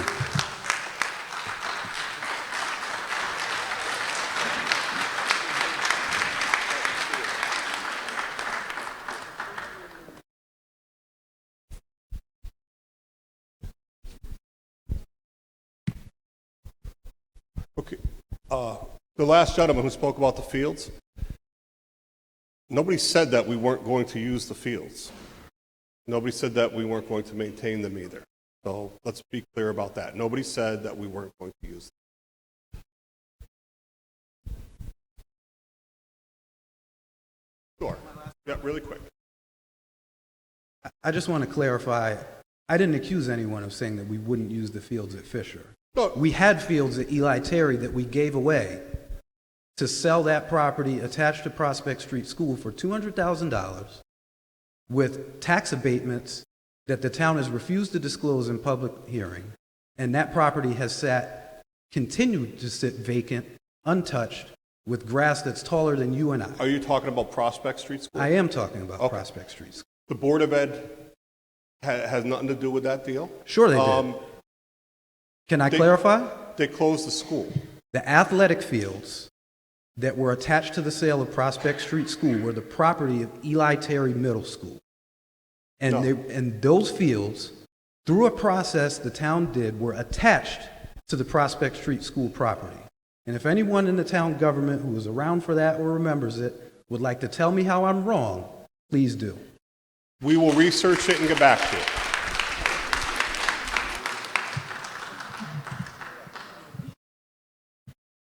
Fallon Roth Peralt, 16 Crestview Road. So obviously my name's Fallon and I'm a secretary of the sophomore class, member of student council, part of United Way Youth Group, Pep Club, SAD, Leo's, Unified Buddies, Fresh Start Mentors, and a 3-season varsity athlete here at Terryville High School.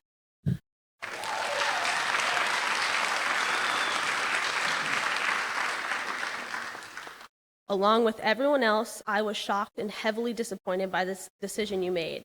I was upset to hear that students weren't involved in the decision. The lack of consideration for students, teachers, and families was wrong, and a result has formed a distrust between yourselves and the very people you represent. I care deeply about our town and participate in many activities in and out of school, but it seems in return that you don't care about me or my peers. We deserve an education where teachers don't have to share rooms and where students aren't crammed into classrooms. When you inevitably come back and retouch on this subject, please think about the thousands of lives you're impacting and vote no, or at least include us in the decision and planning.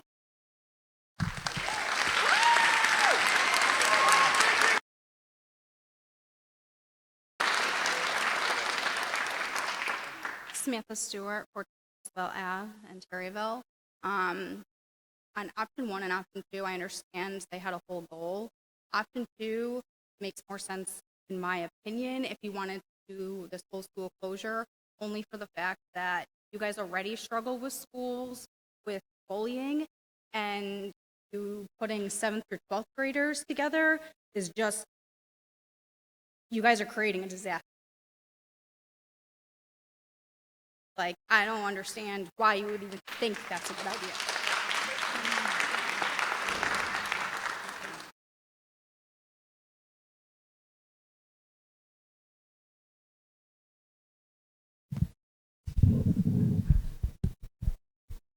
Anne Marie Rowe, 125 North Main Street.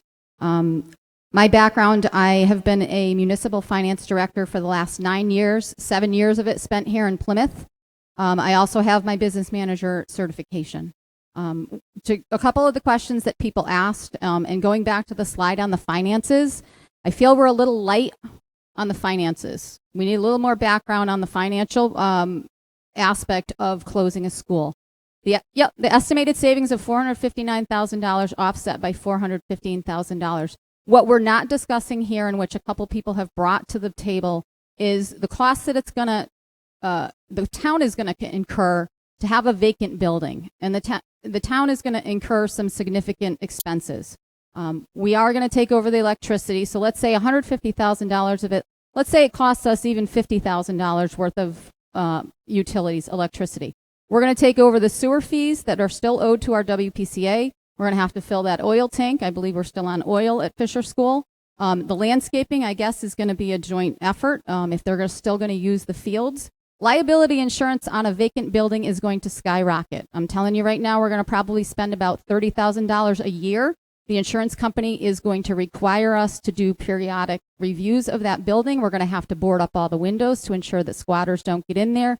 If anybody vandalizes the school, they tag the school and paint it. They're going to require us to repaint it every time it happens.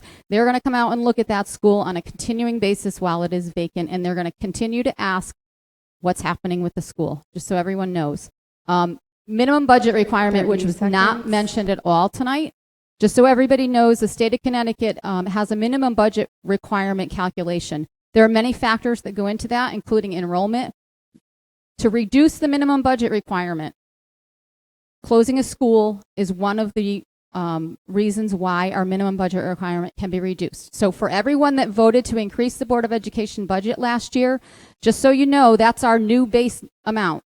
We can never go below that base amount unless our enrollment decreases, and there are a couple other reasons that the state of Connecticut has to agree to. Closing a school is one of those reasons that our MBR should go down. What is the impact on our MBR going to be 10 seconds next year?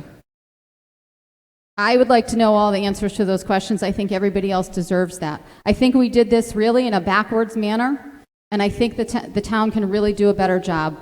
We deserve to know more. We deserve to know the finances and how this is going to impact the budget. Can I just take 2 seconds? The Board of Education sinking fund. I believe the agreement is, in any given year, the Board of Education at the end of the year can ask for up to 2% of their surplus to go into the sinking fund. Correct? I believe that number was adjusted by the legislature. I think it's 2% now. It used to be 1%. Vicki can probably answer that question. So to rebuild that comes from any surplus of the money that was already given by the town. So it's all town money. It's all money that's been appropriated from the taxes that was just surplus in any given year that goes into the sinking fund for capital improvements. So to rebuild that fund, the Board of Education will have to give back a surplus to build that fund, just so everyone understands. Thank you. So I don't know if you want to stay, you might have a follow-up question. With regard to MBR, okay, we had a conference call, myself and our business manager, with our attorneys from Shipman and Goodwin with regard to MBR. If we close a school, that is one of the reasons that could impact MBR, but by repurposing the money into education, it would go to the Commissioner of Education for a decision on whether or not the MBR would be impacted. And the feeling at Shipman, while there's no guarantee, the trend is, and what has happened in the past, and what they would say is pretty reliable, is that if you are repurposing the money to go into education and not go back to the town, that your MBR would not be impacted by the Commissioner of Education. So that's okay. The information that we received from Shipman and Goodwin. So the $44,000 that shows on this slide as a savings is going to be offset by additional costs on the town side of the budget, just so everybody knows that. There won't be any savings. There will be additional costs because the money that we give to the Board of Education will not be reduced below the amount that is in the fiscal 24 budget, which is $26,150,000. That's 58.3% of the town's total budget. And from what the slide that showed us for next year's budget, the Board of Education anticipates they're going to come at us with another $1 million increase. So we're going to be up over $27 million. This isn't going to save us any money. I just want to make sure that everyone in town knows that this will not save us any money, and it's going to, in fact, cost the town money to close the school. Right. So, Correct? Anne Marie, we did say that. We did mention that. We did say that the town would take on some cost. And the one thing I think that we're forgetting to mention is the ECS money coming from the state. But that ECS money is not going to be impacted by a school closure. No, you're Correct? right. But your figures that you delivered, you didn't account for the ECS money. That doesn't come from the town taxpayers, it comes from the state. Okay, our total budget, including all grant money, right? Including ECS. Yes. I'm not saying it all comes from taxpayer dollars. Okay. But what happens is, we've got a budget right now, right? $44 million, a little over $44 million. Now I got to put my glasses back. $44,817,000. That budget is balanced, right? So that means taxpayer dollars and ECS money from the state. If the ECS money stays level, which it has for several years, it hasn't changed. And let's assume it's not going to change going forward unless the state legislature changes the ECS formula or they change how much money they're going to give to us. Let's say it's equal, which means the money that's going to generate that $1 million increase for next year is going to come from taxpayer dollars, correct? It would be proposed to, yes. Right, okay, so you asked for an increase this year, it went to referendum, you got it. Now our minimum budget requirement is that much higher, and this is the point I'm just trying to educate people on, because I don't think most people in town know how this works. When you vote an increase to the Board of Education, that money can never go down. So every time you increase the budget for the Board of Education, that's our new baseline budget. We can't go below that unless there is a change in the minimum budget requirement formula due to, most part of it is due to enrollment. Correct. Right? Correct. So, we're not going to save any money here, and I'm not saying that the decision to close the school is a bad one. I'm all for saving money, right? And I do want to say thank you to our Board of Education members, because you don't sit in an easy seat. You sit in a hard seat, and it's hard to sit there and be criticized and be questioned on the decisions that you're making. So I do thank you all for being on the board, and thank you for giving your own time. And I think that deserves a round of applause, because I don't think everybody realizes the amount of time that people do volunteer. What I am trying to make people understand, and I would like the Board of Education to provide more information on this, is more transparency in the dollars. And that's what I asked for when I posted on Terryville Talks, and I want people to understand the finances. It's not just $44,000 here that the town is going to save, because you're telling us you're shifting all those costs. We're not going to lay off anybody, other than maybe one administrator, but we're going to move that all into pre-K. Okay. But we also have to understand that having a vacant building in town is going to cost us money. I just want everyone to understand it's going to cost the town side of the budget more money, whatever that dollar amount may be, which means the services elsewhere in town are going to reduce somewhere if we don't want to raise our taxes. And if the Board of Education is going to come next year and say we need another $1 million for contractual obligations, that's more than a mill increase that we're going to see for next year. I just want to educate everyone. So I would encourage all the parents, everybody in town, please pay attention when next year's budget season comes around, because it's going to hit you again just like it hit you this year. Thank you.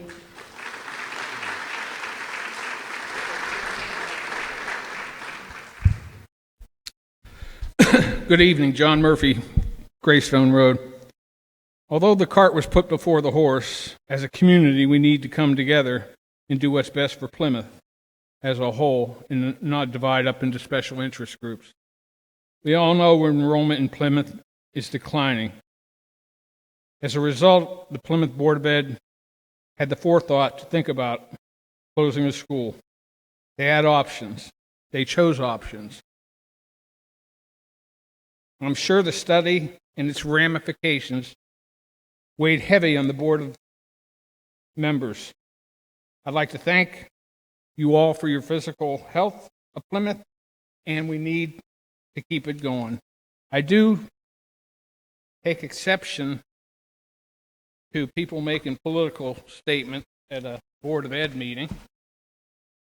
And there's a finite sum of money in the town, and we need to realize that. People need to realize that. The town hasn't decided what if the school is turned over to them. For all we know, they could sell the school. And it's just unfortunate that there aren't more baby makers coming to Plymouth. That's a fact. So, thank you.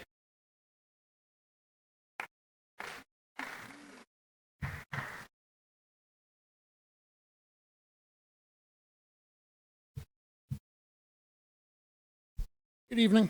Sorry I couldn't make it at the beginning of your meeting. I'm a peer person of the library board here in town, so I was at our meeting for the month, which was moved from last week to this week. So I missed probably about a good 45 minutes of your presentation. But I'm actually here to talk to the entire board as a whole, as an active PTA member for the last 8-9 years here in town, both at Harry Fisher and Eli. I'm very upset, and I know a few of the people on the board. I'm very upset with all of you that I know on the board, and especially the ones I'm obviously affiliated with the Democrats, but I go both ways in town. But I'm sick and tired of the yes men on this board.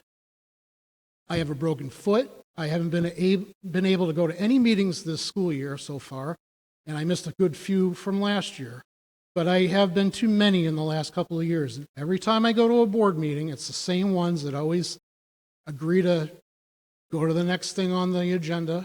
Always the same ones. I'm not going to point them out. You can go back to previous meetings on that one. But my main concern is, as an active PTA member, in the last 2 years of being on a PTA, we really haven't had liaisons like we have in years past from the board. When I was at Fisher, we had Pat.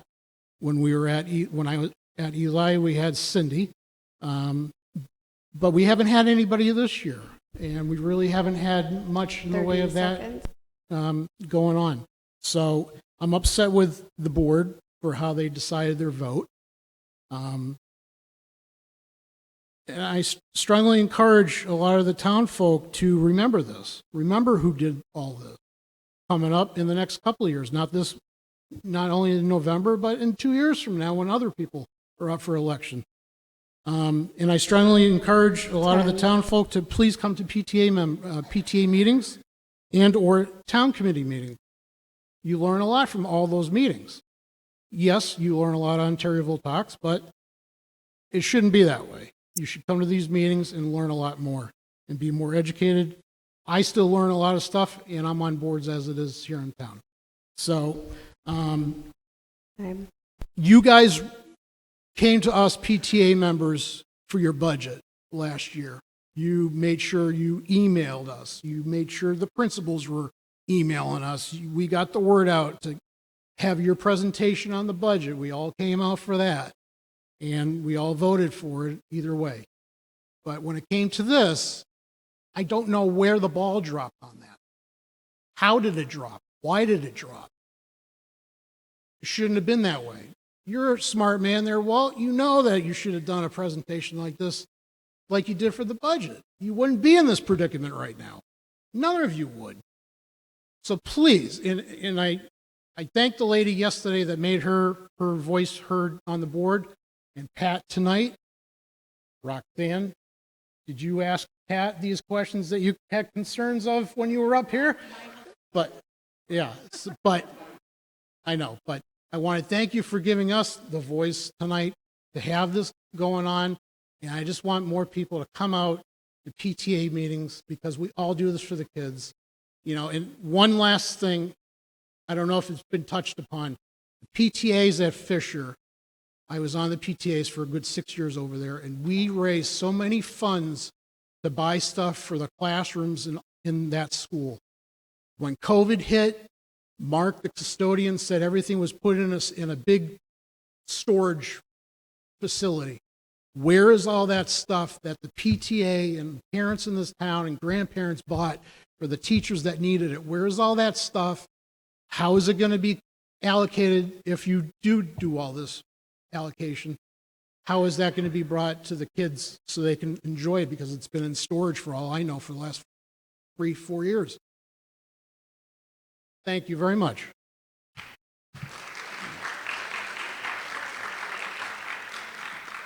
Hi, Samantha Dione, 106 Fall Mountain Lake Road. Kind of piggybacking off of what he had said and a few others, I do appreciate your comment yesterday that made us feel a little bit more validated and understood. Also, with the Perryville Talks comments, things like that, as a mom of 4, it is very hard sometimes to be able to come to meetings. I do watch when it's live streamed, things like that. When it's something concerning, we'll come. You'll get the comments, you'll get the feedback. Most of the time when we get our emails and our updates, I read them and nothing kind of strikes anything where I feel like I need to get, those types of things. When we received that email that stated that it was a rumor, that's when everybody started talking and we were going there.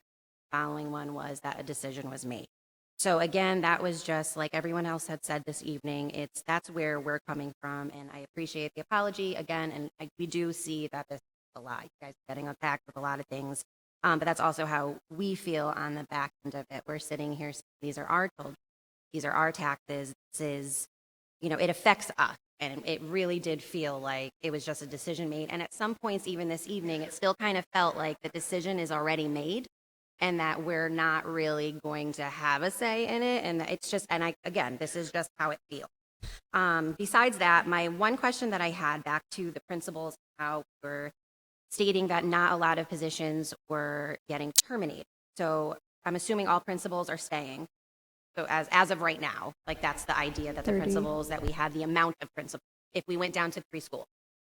Okay, so is that meaning, I feel like it was kind of said, I just wanted clarification, that the 7th and 8th graders that would be moved to the 3rd floor would have their own principal? Is that kind of the idea of what would happen? Okay, all right. And then I believe that was the only thing. I'm not sure with that being said, like how that would be feasible for everything needing, and basically what that would be 2 10. assistant principals and 2 principals in one school. Yeah. Mm-hmm. Okay. Okay. And then the other part was the capacity side. Again, like I said, I'm just going off of what I was observing. So we were already very low. We were under 50%. With the change in putting the 7th and high school students all mixed into one, it's still not at obviously full capacity. It's only, I believe it went to 7. But the one thing that stuck out was that the high school had a massive count, 550 from what I'm looking, which is still where I'm not understanding if we hit 100%, we're going to have to go back to this and change it. But why place the 7th and 8th graders in there if it's still only at 65 or 65% at Plymouth Eli? That's the thing that I'm still not wrapping my head around, that why we're just completely eliminating. I understand the universal preschool in Plymouth Center is needed and we need space, but if it's still only at 65%, why move such young children if it's still not at capacity? To me, that was looking at that as someone that's not good with numbers and things, looking at that as a regular parent, to me that seems like there's room. There's room for the kids to basically just stay where they are, eliminate the intermediate name that I don't know, and then just keep it as a middle school. Having an elementary and a middle school and a high school, I still feel like is an option with those numbers, because in 4 or 5 years we might have an increase. We don't know. These numbers I'm assuming is based on today. I know we were looking at it originally discussed back in 2019. Okay. So that's the only thing that I'm still like trying to wrap my head around, is why are we these 7th, 8th graders in? The elementary and the middle school is not anywhere near capacity. So that's my biggest concern. Other than that, I do appreciate everybody on the board, everything going on, but I just feel like it's just a drastic understand the finances, and there might have to be a closing. There's obvious other concerns that the town's going to have to deal with building, but I just feel like it's pretty drastic change and move these kids again several times. I have 4, and 2 of them have been affected with it. It's just constantly ripped apart when we clearly have room from the numbers that I'm looking at. That's all. So.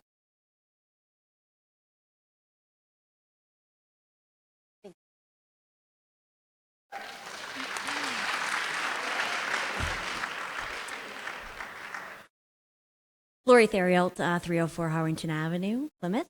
I'm a lifelong resident of Terryville, product of the Terryville school system. Back in 1986, my first job was at the Board of Ed, 16 years old in one day. And my first job was being able to recognize that we had 12,000 residents at that time as well. So it really has not grown. We had 150 in my graduating class, though, which has totally gone down since then. So it's an aging population. We all know that. I'm a career coach by job, and I work in middle schools and high schools around Connecticut. I work on the social emotional side. So for those that are concerned about the social emotional, if you can put the slide comparing option 1 and option 2 up for me. We haven't talked about option 2 too much, but I just want to just highlight where it says grade 4 to grade 8. I can tell you that middle school students are way more advanced than you think. And putting grade 4 through grade 8 on a school bus together would be very risky, in my opinion, based on what I see in real world. So the stuff that I see from school counselors, grades 6 through 8, are adult issues. These are high school issues that they are dealing with. So putting grade 4 and 5 and 6 with 7th and 8th graders, to me, is a high risk. And I know we haven't touched on that. I just wanted to bring that up because it's what I see. Socially and emotionally, that can do more damage than putting 7th and 8th in the high school, in my opinion, in my experience. Thank you.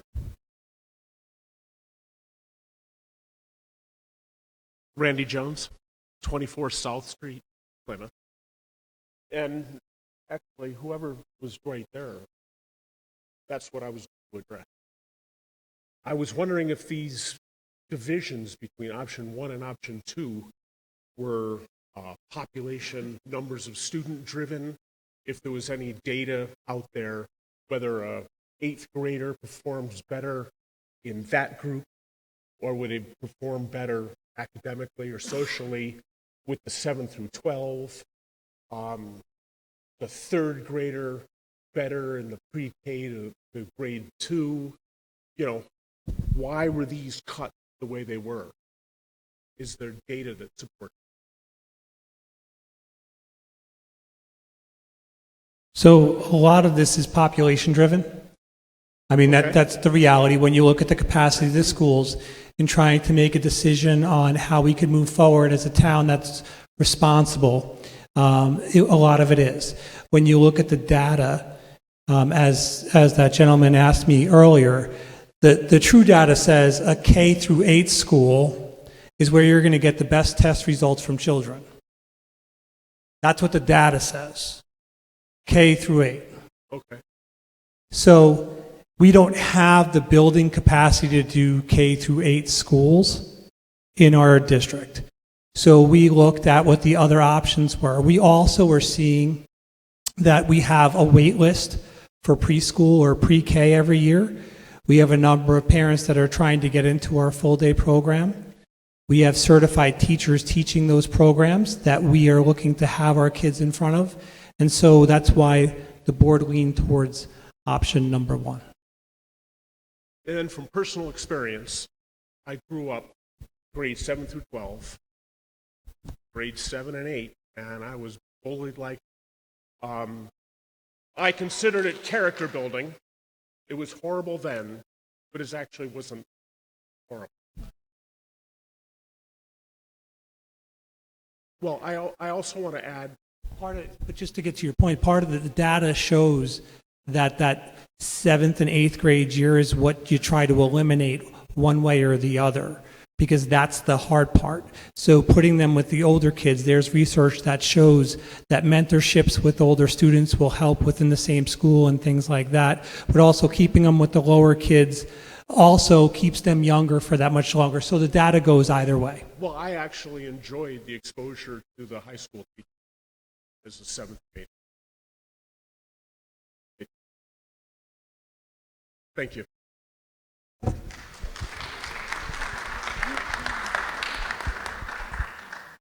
Melanie Church. Number one, there is 11,671 population, not 12,000. And I just want to bring that up because everybody keeps bringing it up. Oh, we have over 12,000. And I've checked and checked and it hasn't changed. There's a lot of things that should have been done. And not only on the Board of Ed side. Both sides can learn. The town side can learn from the Board of Ed with their meetings also and the transparency. You know, there's a lot of private meetings on both sides. So I'm not going to attack that. I think it may be a good move. And yes, it won't save us money up front. But when Main Street School was closed, was not in the same predicament as when Prospect Street School was closed. Prospect Street, when it was closed, was never closed properly. Main Street School was done by Schaffer Plumbing in Bristol, and that one was done properly. They didn't end up with a bunch of broken pipes and everything. So there is a difference. You're not paying for heat. You're not paying for a number of other things. You're not paying for a custodian. But you also need a plan. Now, right now, they have this new committee together to look what can make commercial come to Terryville or Plymouth. They can use this piece of property, but sell it at fair market value. Stop giving away everything, because that's what's costing the taxpayer. And you can't keep every year coming in, we need this much more money when we have less students. And last year you said you were going to have higher than what you actually had when you came in with your budget. It's what, 3304 or 1304 right now? You had said 1,300 and something before for enrollment at the public hearing for the budget.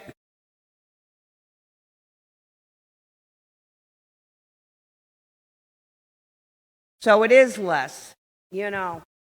And the thing of it is, you got to start coming in with more numbers. Yes, it's less than what you had predicted. And each year it is, and there's always extra money that you do put into this slush fund or whatever you want to. I just have to comment on this number that you're referring to, just to clarify. That's this company's number. I don't believe they're taking outplaced individuals and different things into consideration. When we go into Power School, we pull up the numbers. It's a more accurate number, but this was what was presented to the town 2 days ago. So I used that information to put up here. And the projection of the company, that's those numbers. Rachel Rooney, 31 Maple Street. I have two kids who are in the district, one in 4th and one in 6th. My 4th grader has changed schools 4 times now. 4 times. In top of having COVID. Do you think that's fair to a 4th grade student? Absolutely not. When you redistricted the schools back in 2019 and changed the grades, the other proposal was there. Why didn't we do it then? Why? Plain and simple. Why? Because you decided against it for a reason. Simple. What is going to happen to aftercare in this district? Where are these aftercare students going to go? I depend on aftercare for my 4th grader. Can you run it out of the middle school?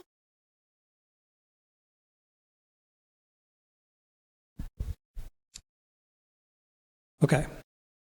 So let's go back to your 4th grader going to 4 schools in 4 years. So we understand that there was a reconfiguration that was decided, and that was option 1. But what you have to understand, They never got to option number 5 because of COVID. So they started up that process again. All this stuff happened after COVID. They started the work here. COVID happened, stopped the world. Then we started up again after COVID, and they decided on first to reconfigure, which impacted the elementary schools, and then second with option 5, which is what the board decided, which would impact the upper grades. So I just wanted to clarify that. And then the other thing about the aftercare. So we're working with the Learning Center right now. We've already had a meeting. Again, the decision was made, and we got out there and did our best to meet with all of the individuals. We're working on aftercare and providing aftercare through the Learning Center.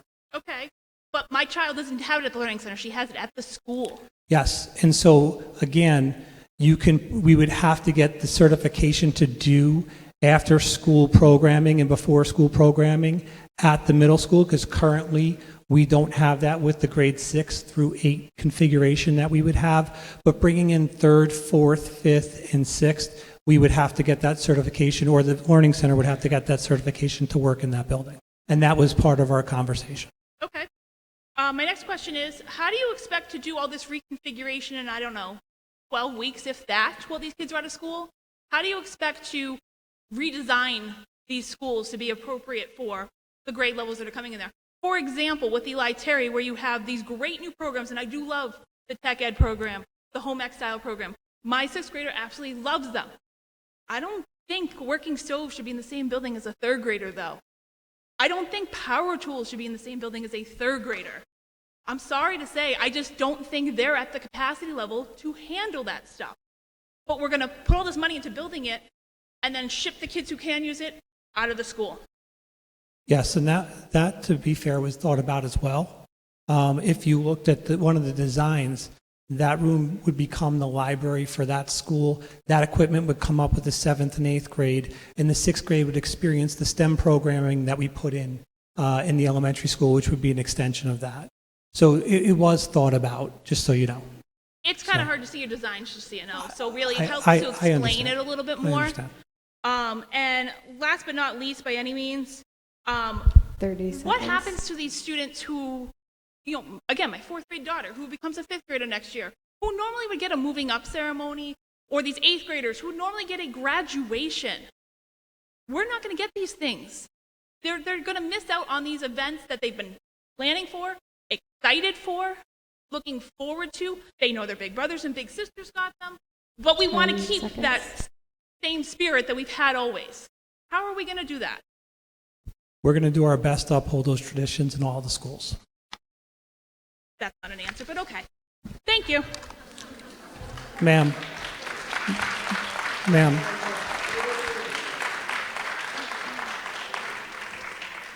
Ma'am, with all due respect, I want you to know that these are the things that we would be working on, that we haven't had the opportunity because we're not moving forward with the decision. So I just wanted you to know that. Melissa Root, 130 Allen Street. I have 3 questions. Well, one was answered by Rachel. But just to follow up, during COVID, everything was postponed. So why wasn't option 1 postponed until we got to option 5? If we were looking at shutting down the world and everything else, but we moved forward in 2 years to move all these kids, why didn't we wait a little bit longer and make a decision that actually would have been less impactful as this one that we're looking at right now? That's my first question. I don't know if you want to rebut before I ask. So to answer that question, okay. Nobody expected COVID to hit. Absolutely not. Right. So. But we postponed our lives. We couldn't postpone this vote. Well, the vote was, which vote? The one to move it to option, well, actually it wasn't a vote. It was just a determination, but option 1. No, it actually was a vote. It was a vote of the board in public session after a hearing. So that is, right? So that's what we had decided on the time. We thought that would be best to eliminate the competition between the 2 elementary schools and to eliminate some of the inconsistencies in curriculum. Okay. My second question, we're focusing on the pre-K savings, correct? People who have to pay for pre-K, universal pre-K takes care of that, correct? So we haven't determined what the time system will be for the 3rd through 6th grade, correct? We don't know if they're going to be bused at the same time as they are now, which would be at 8 o'clock or 8:20, or if they're going to be coming at 7 o'clock in the morning. So my question is, these third graders are going to be getting on a bus possibly at 7 o'clock in the morning and getting dropped at our houses at approximately 2:30 in the afternoon. Now you're increasing after school daycare for those parents who can't be home at 2:45 in the afternoon. Whereas but you're talking about adding sports with the 6th and 7th graders, they have to be on the same bus schedule. So how are you going to have a third grader get off a bus at 2:30 in the afternoon, but yet have 6th, 7th, and 8th graders play sports together after school? It's actually a really good question because you got to look at the bus transportation schedule. We didn't talk to the bus company yet, but our intention was not to do what you're implying. Our intention was to have grade pre-K through 2 follow the same or similar schedule to what is at Plymouth Center right now, and have grade 3 through 6 follow the similar schedule as of Fisher, and then move the high school time possibly to be a little earlier or a little later, most likely later because you can't really go much earlier, especially with high school kids, so that that difference in transition of getting the 7th and 8th graders to where they need to go, the dismissal of the 6th graders would almost align for them to play sports together. So that's our intention. Okay. And my last one is, 2 people on the board have already said that they voted the incorrect way or the wrong way. How many more feel that they voted incorrectly, and do you feel forced to vote yes?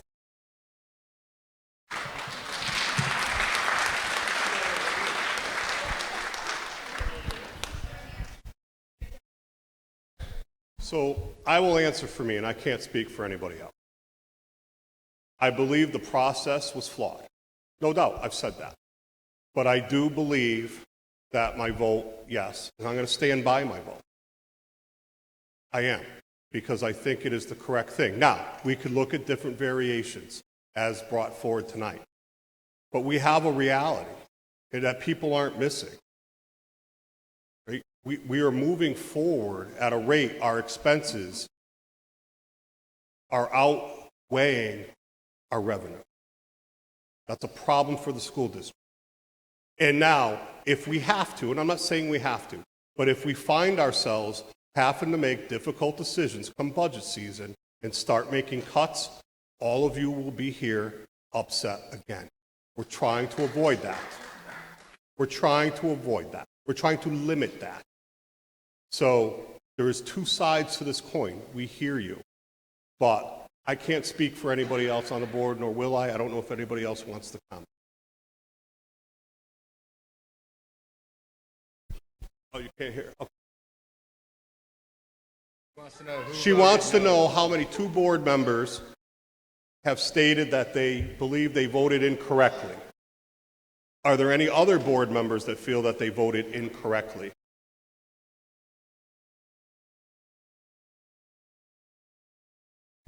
I don't believe that I voted incorrectly. I believe the process was done incorrectly, and we own that, and we've apologized for that, and we are here trying to make amends for that. Given the information that I had, I do not believe that I voted incorrectly.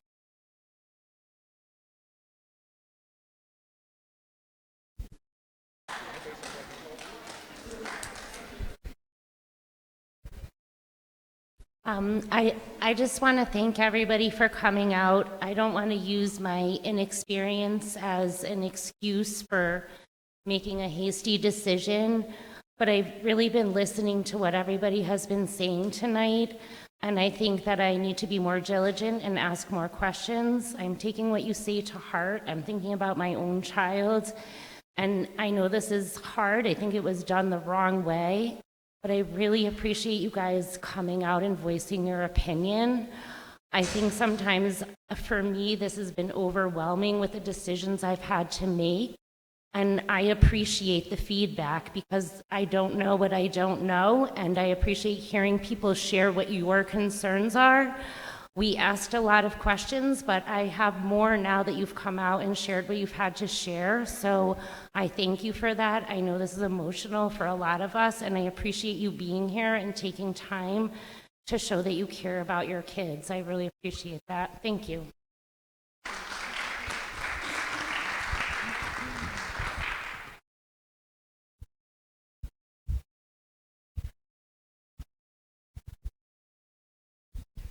I don't believe that I voted incorrectly. I stand by my vote. So I have 5 children. I have 2 that have graduated Terryville High School, 1 that graduated Oliver Woolkit, 1 that is currently at Wamogo, and 1 that is the 7th grader in Eli Terry. So my 7th grader is the one that started pre-K at Fisher. He was the last pre-K at Fisher, went to Plymouth Center until 4th grade, went to Fisher for 5th grade, is in the middle school for 6th, 7th grade, and if the changes were to happen, would be in the high school for next year. So my child is very affected by this decision, and therefore, because I have had several children go through all of these schools, I had a lot of questions.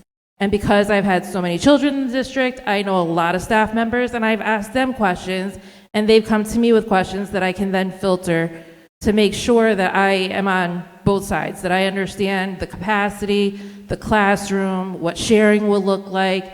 I asked a lot of questions. The only part of the whole process is, yes, more people should have came to the meetings, and this meeting should have taken place first. But as far as my decision to vote to close the school, I stand behind it. When we eliminated the Plymouth Center and the Fisher schools being separate elementary schools, I 100% agreed with that decision. When I first moved to town, I didn't understand why we would have 2 separate elementary schools in the same town. So I do stand by my decision, and my child is heavily impacted by the decision. So if everyone's standing by their vote, which is what I kind of hear besides maybe the 2, what's going to change after this?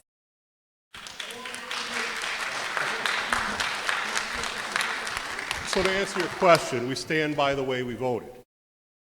We rescinded that vote. So we will have workshops. We will have plenty of opportunity for all of you to come sit down and have think tanks and go over this together. So I guess my question should have been, can we change your mind? Where's Dick Foot's answer to that question? Sure. Because Pat answered earlier, where's Foot? Mr. Foote isn't here this evening, and I'm not going to support him. Okay? So yes. Where's the other gentleman? Yes. Behind you. The possibility. Okay. So to answer your question, and I'm going to speak for myself, sure, absolutely, right? Open-minded. Doesn't mean that we're going to stick with this configuration only. We want to have input. We want to have think tanks. We want to have workshops. We want to send out surveys. So to answer your question for me, yes, absolutely. Thank you. Okay.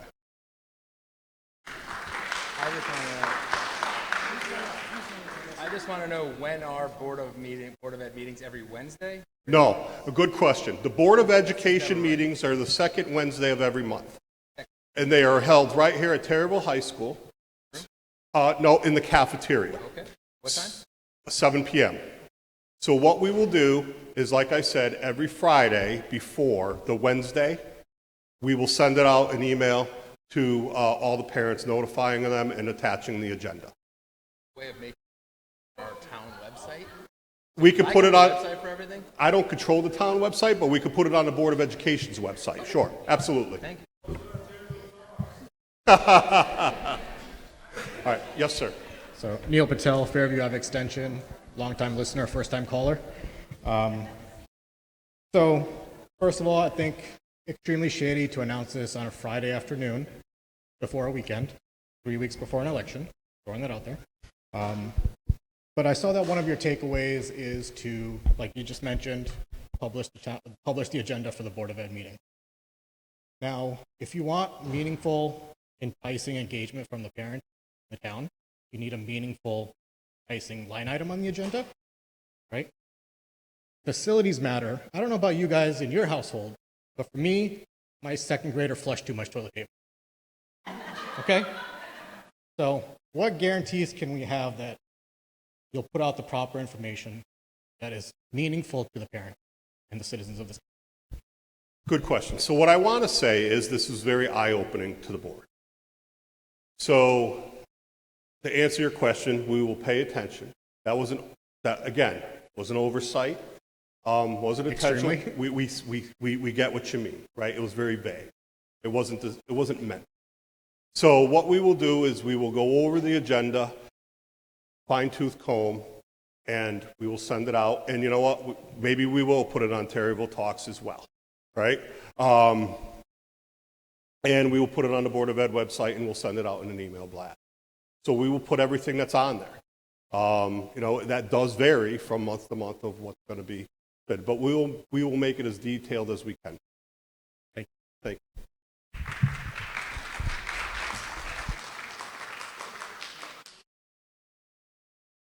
Hello, my name is Sebastian Pianco.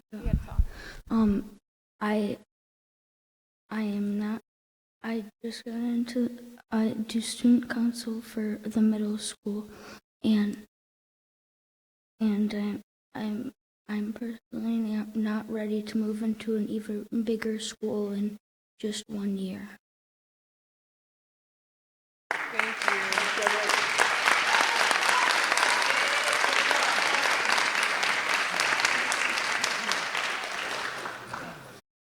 Hi, I live on Holt Street, and I know it's Halloween. I did put my pitchfork away, okay, for tonight. Thank you for rescinding your vote to close Fisher School for now.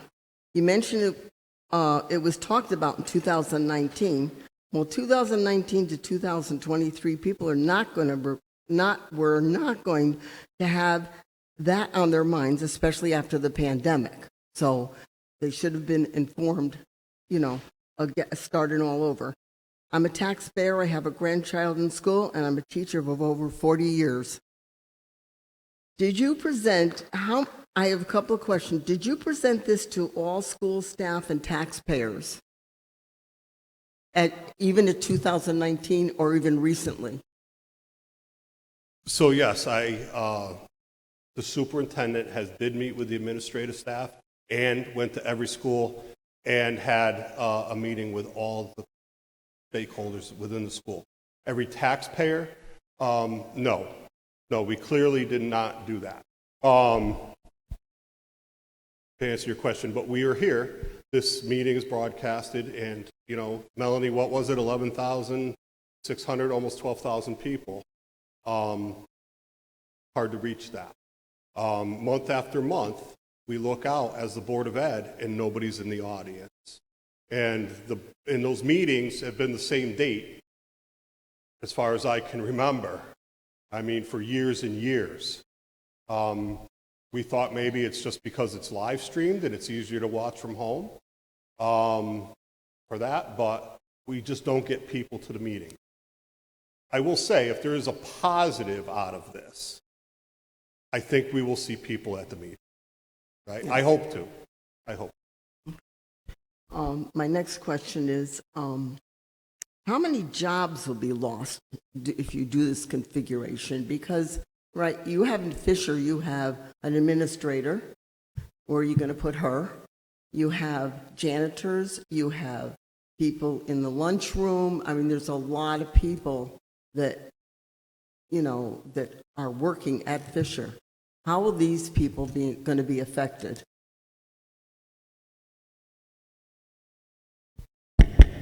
So it's a good question, and most of the people are going to move up. So the third grade teachers in this scenario, if they were closing, and the decision was made to close Fisher, and third grade was going to be taught at Eli Terry, we still need that same number of teachers to move up. We still need the same number. There's no lunch aides at Eli Terry right now, so we would need those lunch aides to move up. If we're adding pre-K sections, we would need custodians to cover those areas as well, because believe it or not, they're the ones that make the biggest mess. So the losses in positions are in there, and we're not specific with positions because we have to talk with those bargaining units and or talk and go through the agreements and speak with individuals. So that's why it's kind of general in this presentation. But there's 1 certified and 2 certified staff members that would lose their position in this scenario. That's that. Okay. So what about the administrator in Fisher? Would she be moved, or would she just lose her job also? Again, we already kind of answered the administrator in reconfiguring our administration. I really can't go into details because that is a bargaining unit in a union, Right. and we didn't even get to those conversations within this process because this decision was rescinded. Okay. Will some teachers, there's a rumor going around, will some teachers be teaching on carts? You know, like going from class to class and to class to class. I've seen this action, it doesn't work. It's a lot of work for the teacher and not quality instruction. So would some teachers have to be sharing, be displaced and be rolling on carts? 30 seconds. In my school, was the music teacher, the art teacher were on carts. It was horrendous. Understood. And so right now, we're in a situation in our schools where all of our teachers have their own individual classrooms. And if you were to combine the 7th and 8th grade with the current high school, there would be shared rooms and departmental offices and grade level offices, yes. But they wouldn't be on carts. They would be, so a social study, and again, we have to plan and put it through Power School and put all those configurations in there. But the plan would be for the 4 social studies teachers to possibly share 3 rooms. So their items could be kept in there, maybe 2 desks within a room and maybe 1 in an office. But they would kind of have a home base. So a teacher might teach in 2 classrooms throughout a day instead of their 1. Okay. There are teachers short. What I'm concerned is also there are teacher shortages. For example, in June there were 280 vacancies in Bridgeport. Teachers will jump ship when when this is all happening. What about then? How will you do that? How will you replace the teachers if there's a shortage? I think it would be a good idea to look at the past improvements over the last few years, add that, and the cost going forward. My reaction to closing Fisher was surprise in how it was handled, putting the cart before the horse, vote, then talk. It would be wise going forward to present to the parents, taxpayers, have a meeting such as this, and/or have a referendum voting on the changes. In closing, I wish you would please consider not putting 7th graders in the high school.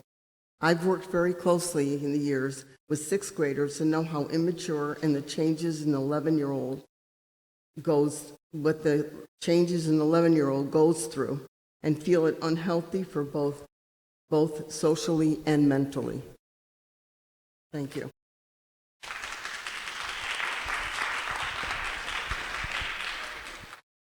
Hi, my name is Nicole Kliegel. I'm at 32 East Washington Road in Terryville.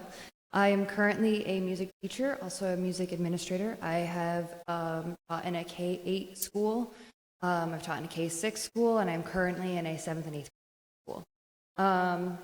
I would not be doing my job as a music teacher if I did not ask. I hear a lot about sports. What about the musical offerings that if we're splitting the 6th grade off with the elementary and 7th and 8th are going to the high school, how is that going to affect the band, chorus programs, any arts that they might be losing? That's a very good question because everything is usually focused on the athletics and not the arts. To answer your question, we began talking and I reached out to Mr. Keene. We really didn't even get to those discussions because he's kind of the head of the music department. And we didn't even get that far into it again because we didn't have to at this point in time because of the rescinding of the vote. So that's why we didn't get any further into that conversation with him. And the next step of our work was going to be meeting with those departments, whether it be music, PE, art, and have those discussions about how we're going to move forward with the different configuration. Thank you. I know at my 7th and 8th school, I strongly feel that 6th grade should be with 7th and 8th grade, and they are missing out on the things that we could offer to them as a middle schooler. They are currently in my district in elementary school. So that came up as we were just talking about sports, but I sent you all a list of questions, and many of those have been answered. So thank you very much for that. One thing that still stands out to me is I'm thinking about the needs of our kids, which means preparing our staff. So it sounds like at some point a school is closing, whether it's this year, next year, 2 years down the road, whatever. Staff members will need to learn new curriculum. They'll need to move buildings. What supports will they be given? As somebody who has moved classrooms many times, I've had to come in after school is closed. I've had to come in before school is open, not on PD days, but my own time to actually set up the class so it is a proper learning environment. Will they have help and assistance during the contractual year, or more importantly, paid time for them to learn new curriculum? We know that prepared teachers provide the best educational experiences for our students. So I went to, when the decision was made, and why this meeting was set up for now is because I needed to get in front of my faculties and staff before I speak to the public, because these are the employees of the district. And I spoke to them about those plans on packing and the time that they would have and be provided to do those things on our time and how we would plan that. Obviously, we didn't go any further now, but I've been communicating with the staff with regard to that as well. With regard to curriculum, many of the individuals we're talking about will be teaching the same thing, just in a different location. When there is, and if there ever is, a need for curricular adjustments and learning, we do provide that. Some of it happens over the summer, usually paid based on, some people take it and do it on their own, but usually we pay, and it happens here if and when appropriate. And that's just the normal actions of our summer in preparing teachers for their kids when they come back. Thank you. Absolutely.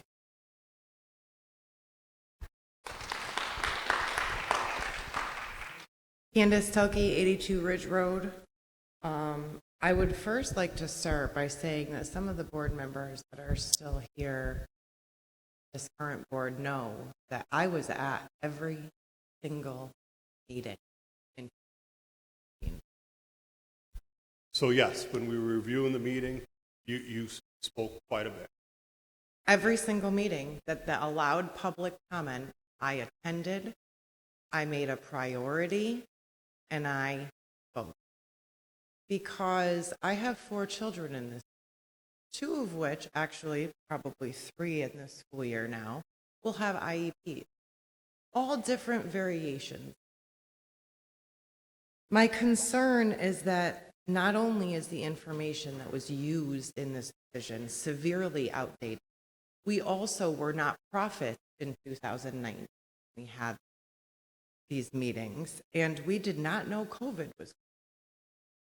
So, referring to the studies and opinions from 4 years ago, when not only are you dealing with an entirely different generation of people that have now lived through the pandemic we never expected, you also are dealing with parents that are no longer in this district that could have given their opinion. And you also have a new influx of parents that were not in this district when those decisions were made. Now, given that I was in every single one of those meetings, I would like you to pull up the slide regarding your option 1.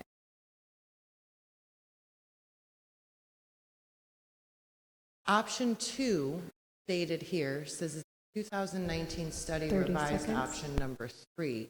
That's actually incorrect, because if you look, option number 3 in 2019 was grades 4 through 7 and 8 through 12 in the original document.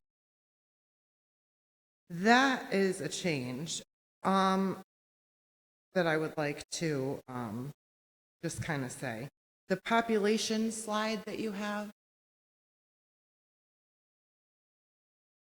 no, you cite option 3. Your other slide says 4 through 8. I'm sorry, right. I just want to be clear.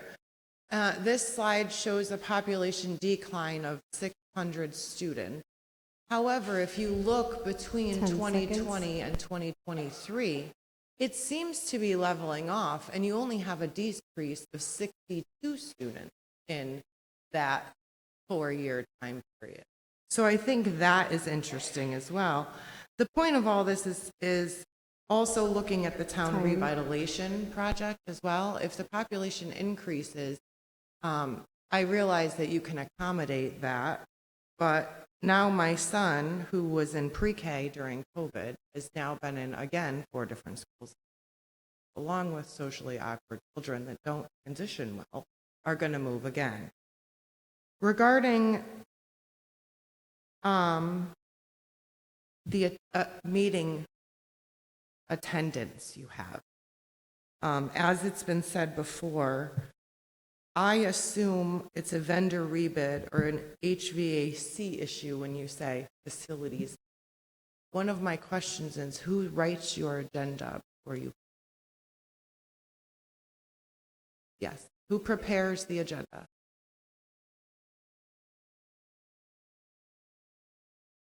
Okay. So who made the decision to title this subject matter Facilities Matter? I'm going to take credit for that because it falls on. I appreciate that. I would like to also know whose suggestion it was to have a vote on October. Well, interesting. I'm not going to discuss what happened into executive session, but it was. No, the vote did not happen in executive session. But we were discussing if we were ready for a vote in executive session, and the majority of the people, -2, agreed.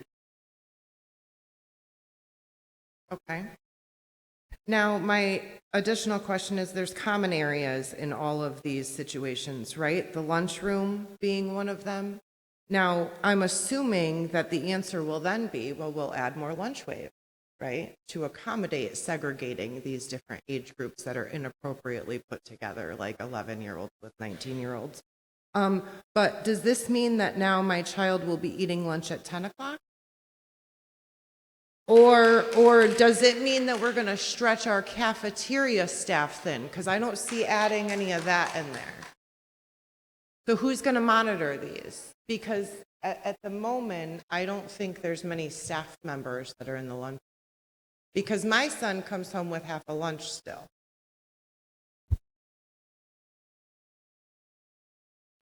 I'm over there. I have a hard time. All I heard was lunch monitor and then lunch and then 10 o'clock. I'm wondering, with putting these age groups together, what is the common area shared going to look like? Is my child going to be eating lunch at a 10 o'clock wave because you're making more lunch waves? Or is my 11-year-old going to be eating lunch at a table with a 19-year-old? And how is that going to impact the cafeteria staff? Because now you're asking the head lunch person at Fisher to transition to making lunch for maybe a third more children. So let's go one at a time. Okay. All right. So 10 o'clock in the morning, we're going to have to add lunch waves because our 7th and 8th graders are not going to be eating with high school kids in this scenario that we were proposing. Okay, so there were separate lunch waves. I couldn't tell you what time the first one started and what time the first one ended. We didn't get there yet. Right. I would hope it wouldn't be 10 a.m., but I couldn't answer that question. But I could tell you our intention is not to put the 7th and 8th graders with the high school kids in that common area for lunch. Give me another question. The cafeteria staff. So the staff. So we looked at the staff and we looked at, dividing the Fisher staff up to how it would be appropriate to cover the meals that would have to be prepared for each of our schools. Again, working with our director of cafeteria services, we didn't get to that point in conversation and then it's rescinded, so we stopped. But that was one of the plans of our next stages of who the business manager and I would have to meet with to discuss the best configuration for her staff. Okay. I appreciate everyone's input. I appreciate everyone's time tonight. I know it's a late night. But what I would like to say is that when you call on us, we're here. You have to call on us. We are running from dance and sports and PTA meetings and ladies' auxiliary meetings, and my husband's on fire calls in the middle of dinner. If you call us, we will come. But we have to know. That part is unacceptable, and I expect way more out of our Board of Education for our students.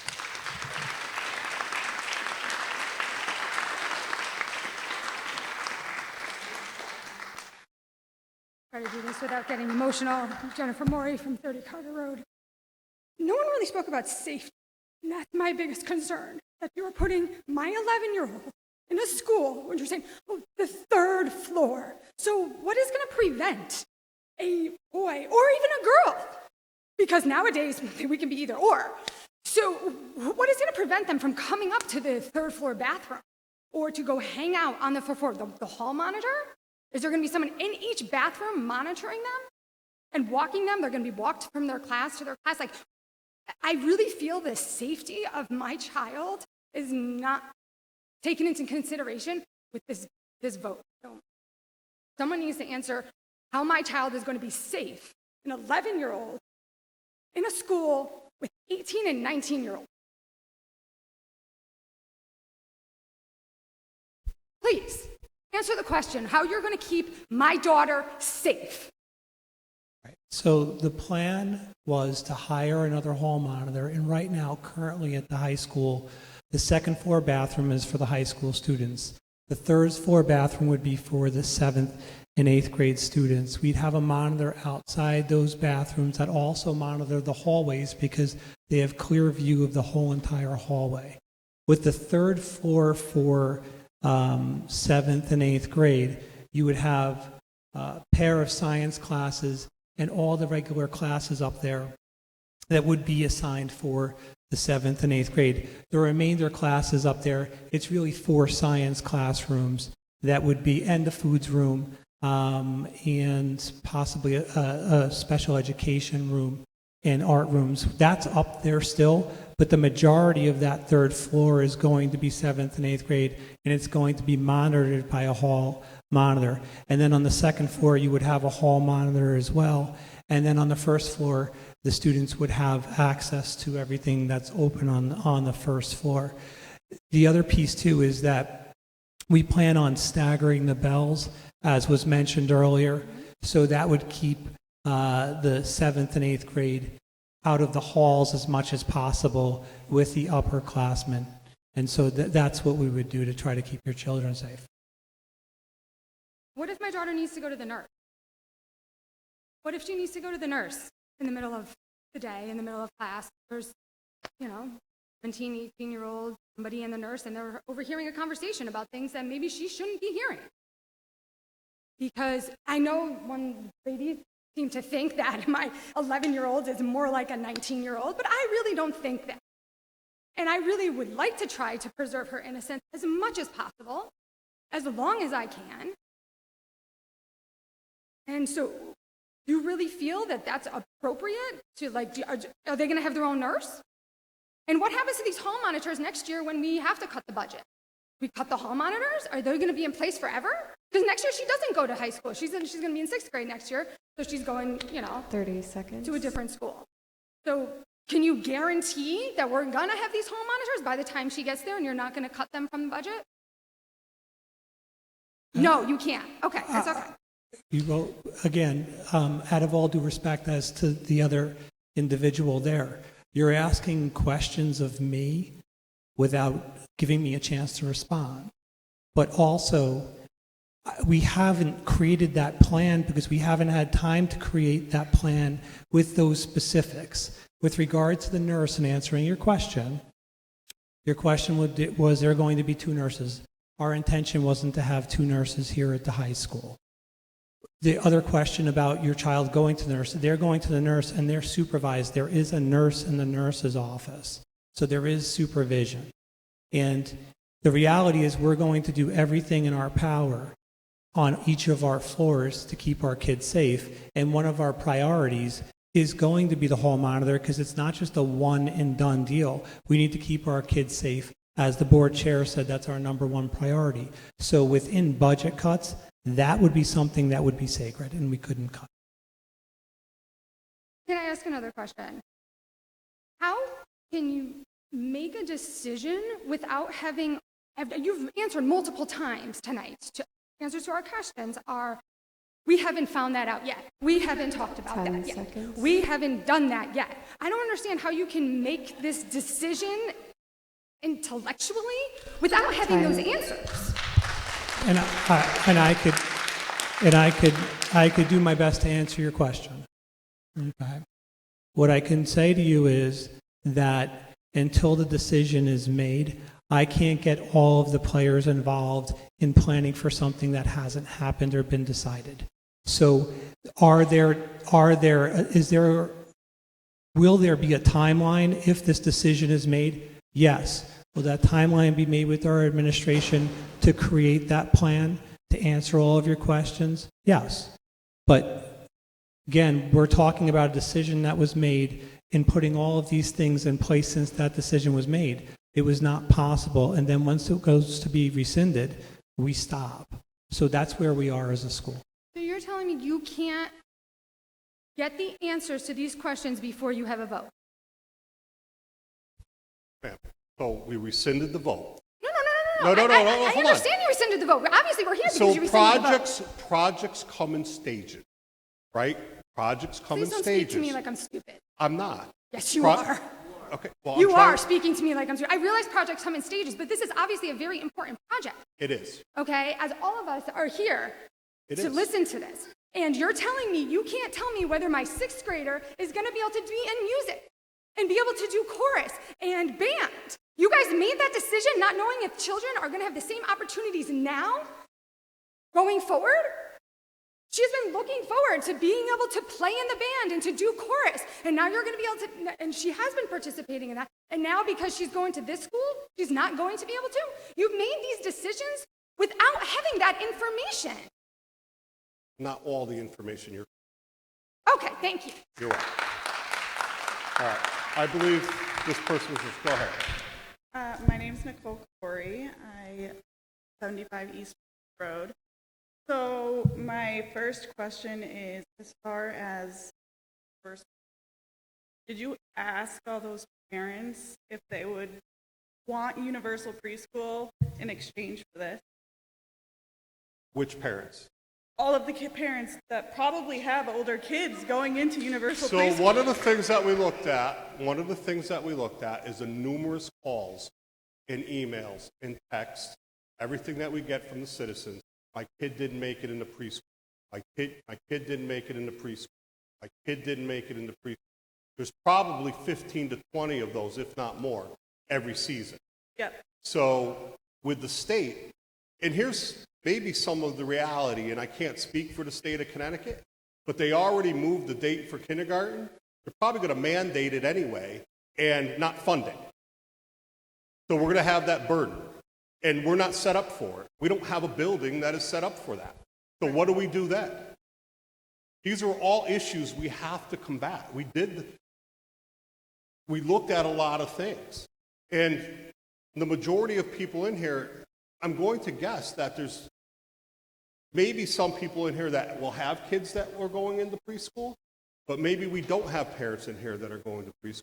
So we heard the anger. We get it. We understand where you're coming from. I think the logical next step is take a step back, which we did. We're not saying that we're putting 7th and 8th. That was the option. The question was asked, can we change your mind? Yes, but we should get together, have workshops. Let's go over all possibilities together, and then try to conclude to a decision. Closing a school, someone said it's inevitable. You're right, it is. It is. So I think that's what we need to do. Take a step back. I understand people are angry. Get it. I understand. Then I think we need to do is we'll have some workshops, have some more informational sessions, get some more feedback, poll everybody that was here tonight, all the parents, and all the people from the town. They're a stakeholder in this too. Just because they don't have children doesn't mean they're not a stakeholder. These are their tax dollars as well. Right, but you're the Board of Ed, and you said the goal of you is to worry about the student. No, we have a responsibility to the To students, focus on to our them. staff, and to the taxpayer. It didn't say taxpayers, it said students. That's No, what it- all of your goals on there said. That student focus. On our goals, Yes. fiscal oversight. So then you want to worry about, as the Board of Ed, why are you worrying about all of the taxpayers?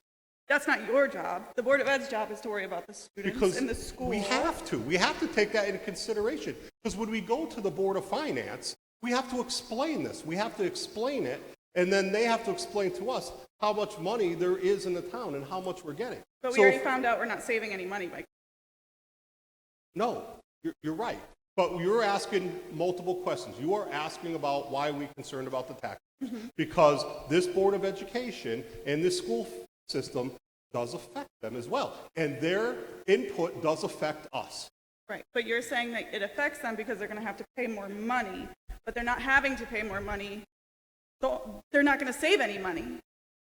You're saying that it affects them and we have to consider them because they, even though they don't have children, it affects how much they're going to have to pay, essentially.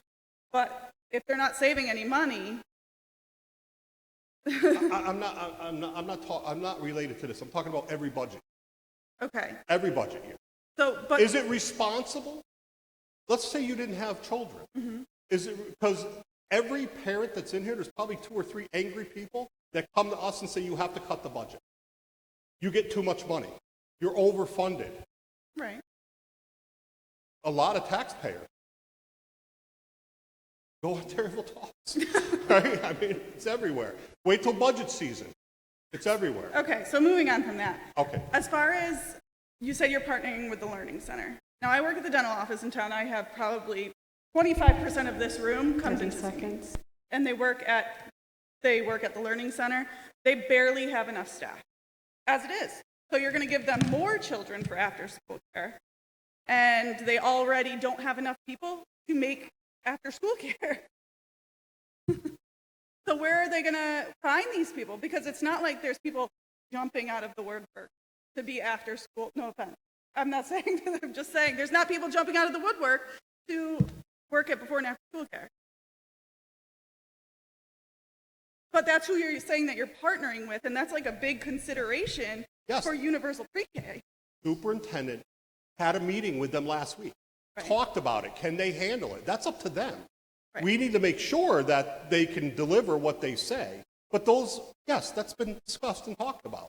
We're not just going to say, well, we're going to do the Learning Center and not talk to the management before we say that. We have to make sure that it's a viable option. But there is no other daycare. There's what? There's no other like daycare centers in town. Not in town. Where would you get people I from? think one thing Would you that you hire remember them? is they come into the school. Right. We're not sending all the kids to that one building, right? So there is the Boys and Girls Clubs, there's the YMCA, all of them have before and after care. They come to the school. Absolutely correct. Of course, we want to keep the business in town. But if the Learning Center said we can't handle it, then there would be other options. And then you said that the assistant principal that's at school, at the high school now, is going to take over and would be the one is the contact. No, I didn't. You did say that. No, what we said is we have a high school principal, we have a high school assistant principal here, and then we would use one of the other people as an assistant principal for 7th. Okay, so somebody that works with them. Correct. So okay, so that it won't. They won't be.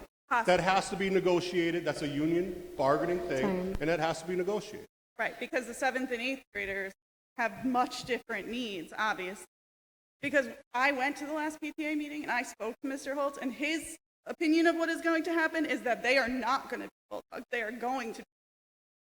That is what he thinks is. Well, if Mr. Holtz said that, he spoke out of.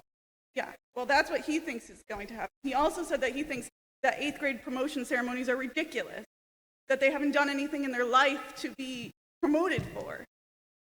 I can't speak for Mr. Holtz. He's not here. Right, but and you're I wasn't asking him present. to be the one that's in trouble, like in charge of these kids, when they have people that are in charge of them that are doing a fantastic job for them. They're happy there. Have you gone there? Have you seen them? Have you been in the middle school during the day?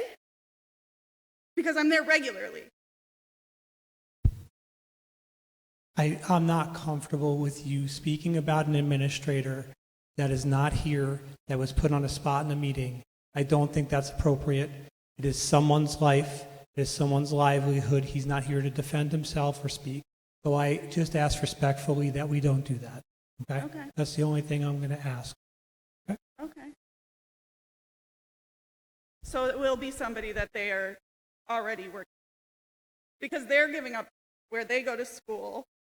They're having to make the change to come somewhere else. They're going to have to be in all new classes. So it would only be fair to them to have somebody that they're using.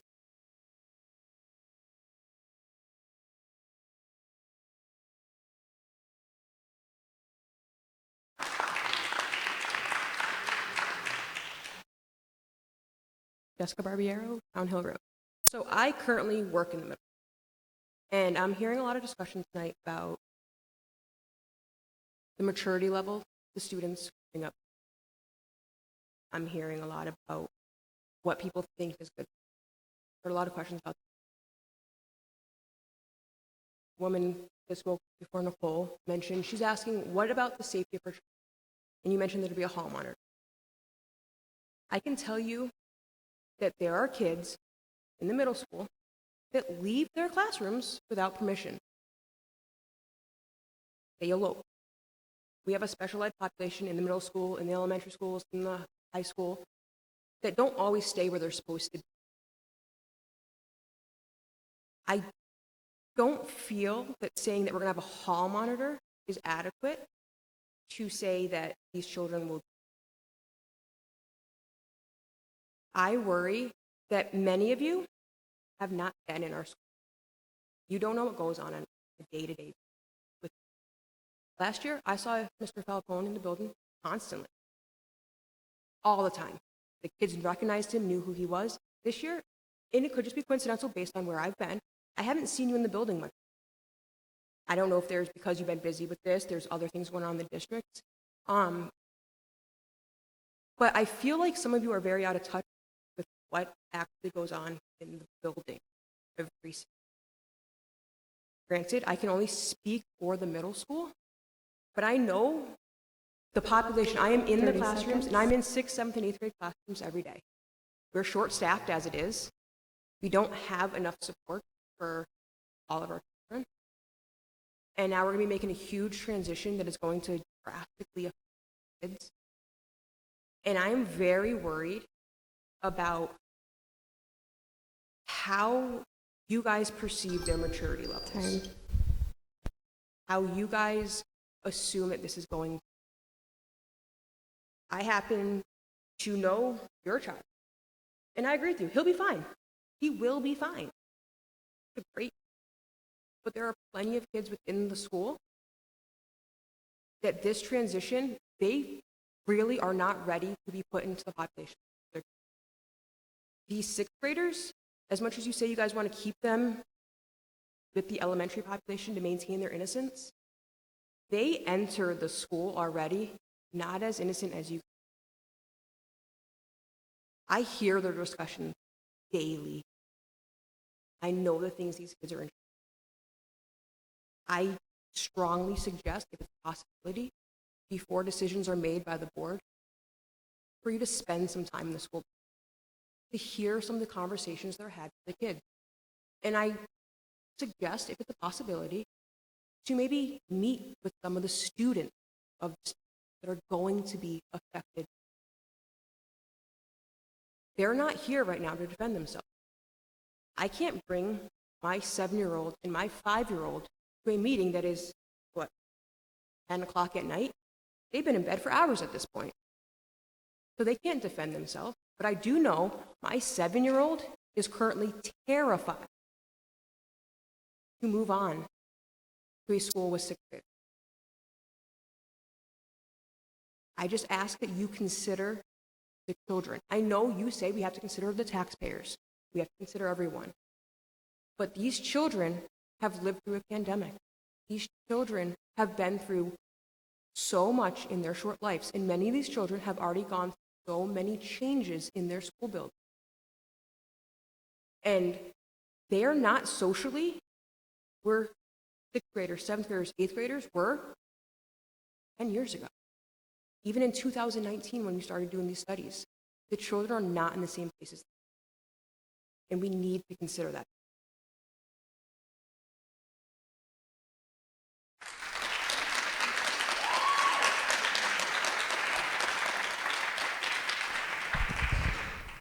Dan Jadal, 269 Mount Hope Road, Plymouth, Connecticut.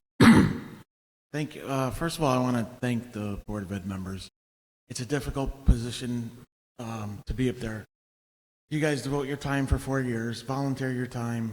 I know Cindy, you're in it. Most of you, not just Cindy, but most of you guys are in and out of the school. There's been a lot of information thrown out here tonight. I know one thing was the minimum budget requirement. We have to fend by it, but I know when I was on the Board of Ed a few years back, we lost $1 million. And the town of Plymouth had to deal with that. And it's hard to be on the Board of Ed, all of a sudden you're $1 million short. This year alone, $100,000 was hung over our head. So there's so many decisions that this board has to make constantly. My favorite one, you're not going to want to hear it, unfunded mandate. And there's more coming.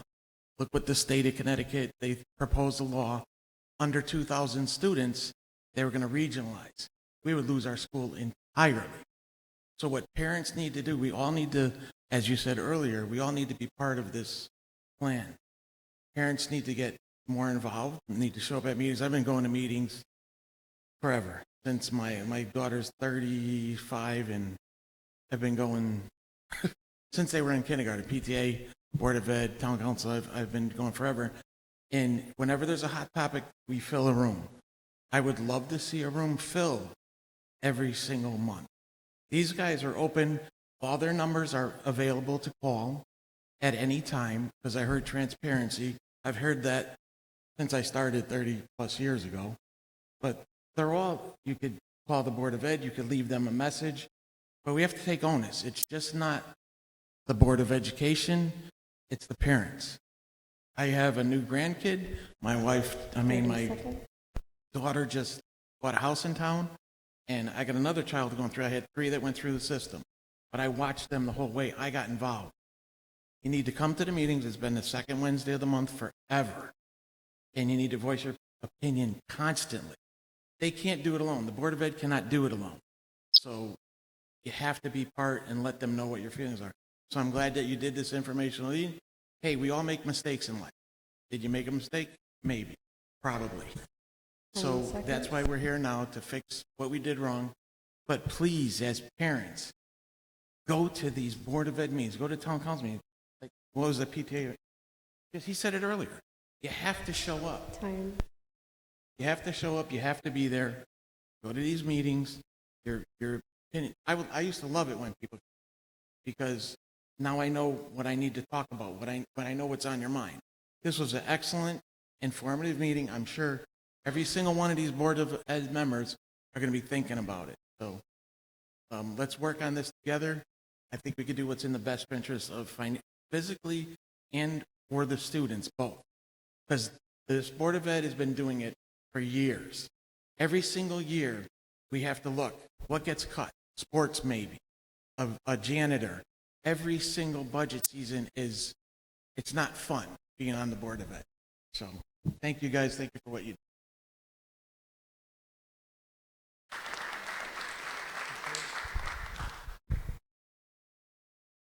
Do we have any more public comment?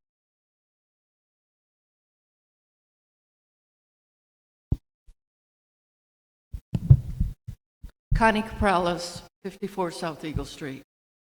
Excuse me for being confused, but from what I read in the paper, you made this decision October 13th. Now you're saying you rescinded, but from my understanding, you don't have all the answers to the questions. And that bothers me. How can you make a decision without all the answers intact? It makes no sense.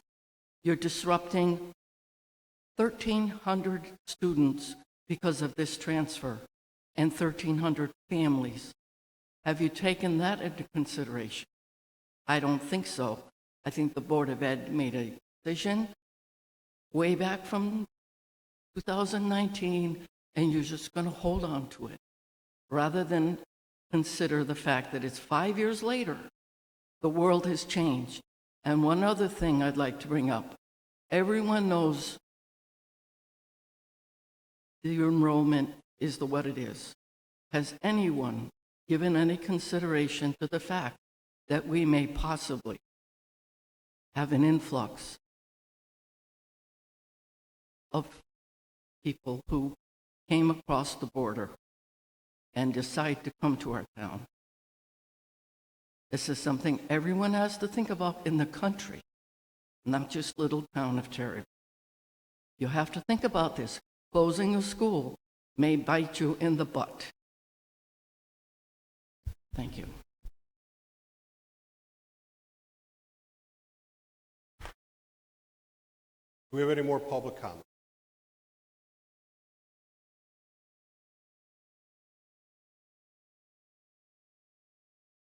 I want to close with a lot of discussion after the presentation telling you where we're not final. We're not saying this. Heard from a lot of people with a lot of concern. Wish we heard those concerns before. That's on us. Again, we hear you. So I think the logical next step is we will sit. Our minds aren't made up. Right? There may be better options. Right? This town is filled with smart, intelligent. We have teachers, we have nurses, coaches, we have a vast amount of people. We are going to bring you to the table. Let's talk about it. We have an issue. We have low enrollment. We are going to be facing some budget. No matter if we close the school or not, we're still going to have it. Let's come to the table. Let's sit down together and see where we go. The decision's not clearly. Let's see where we go.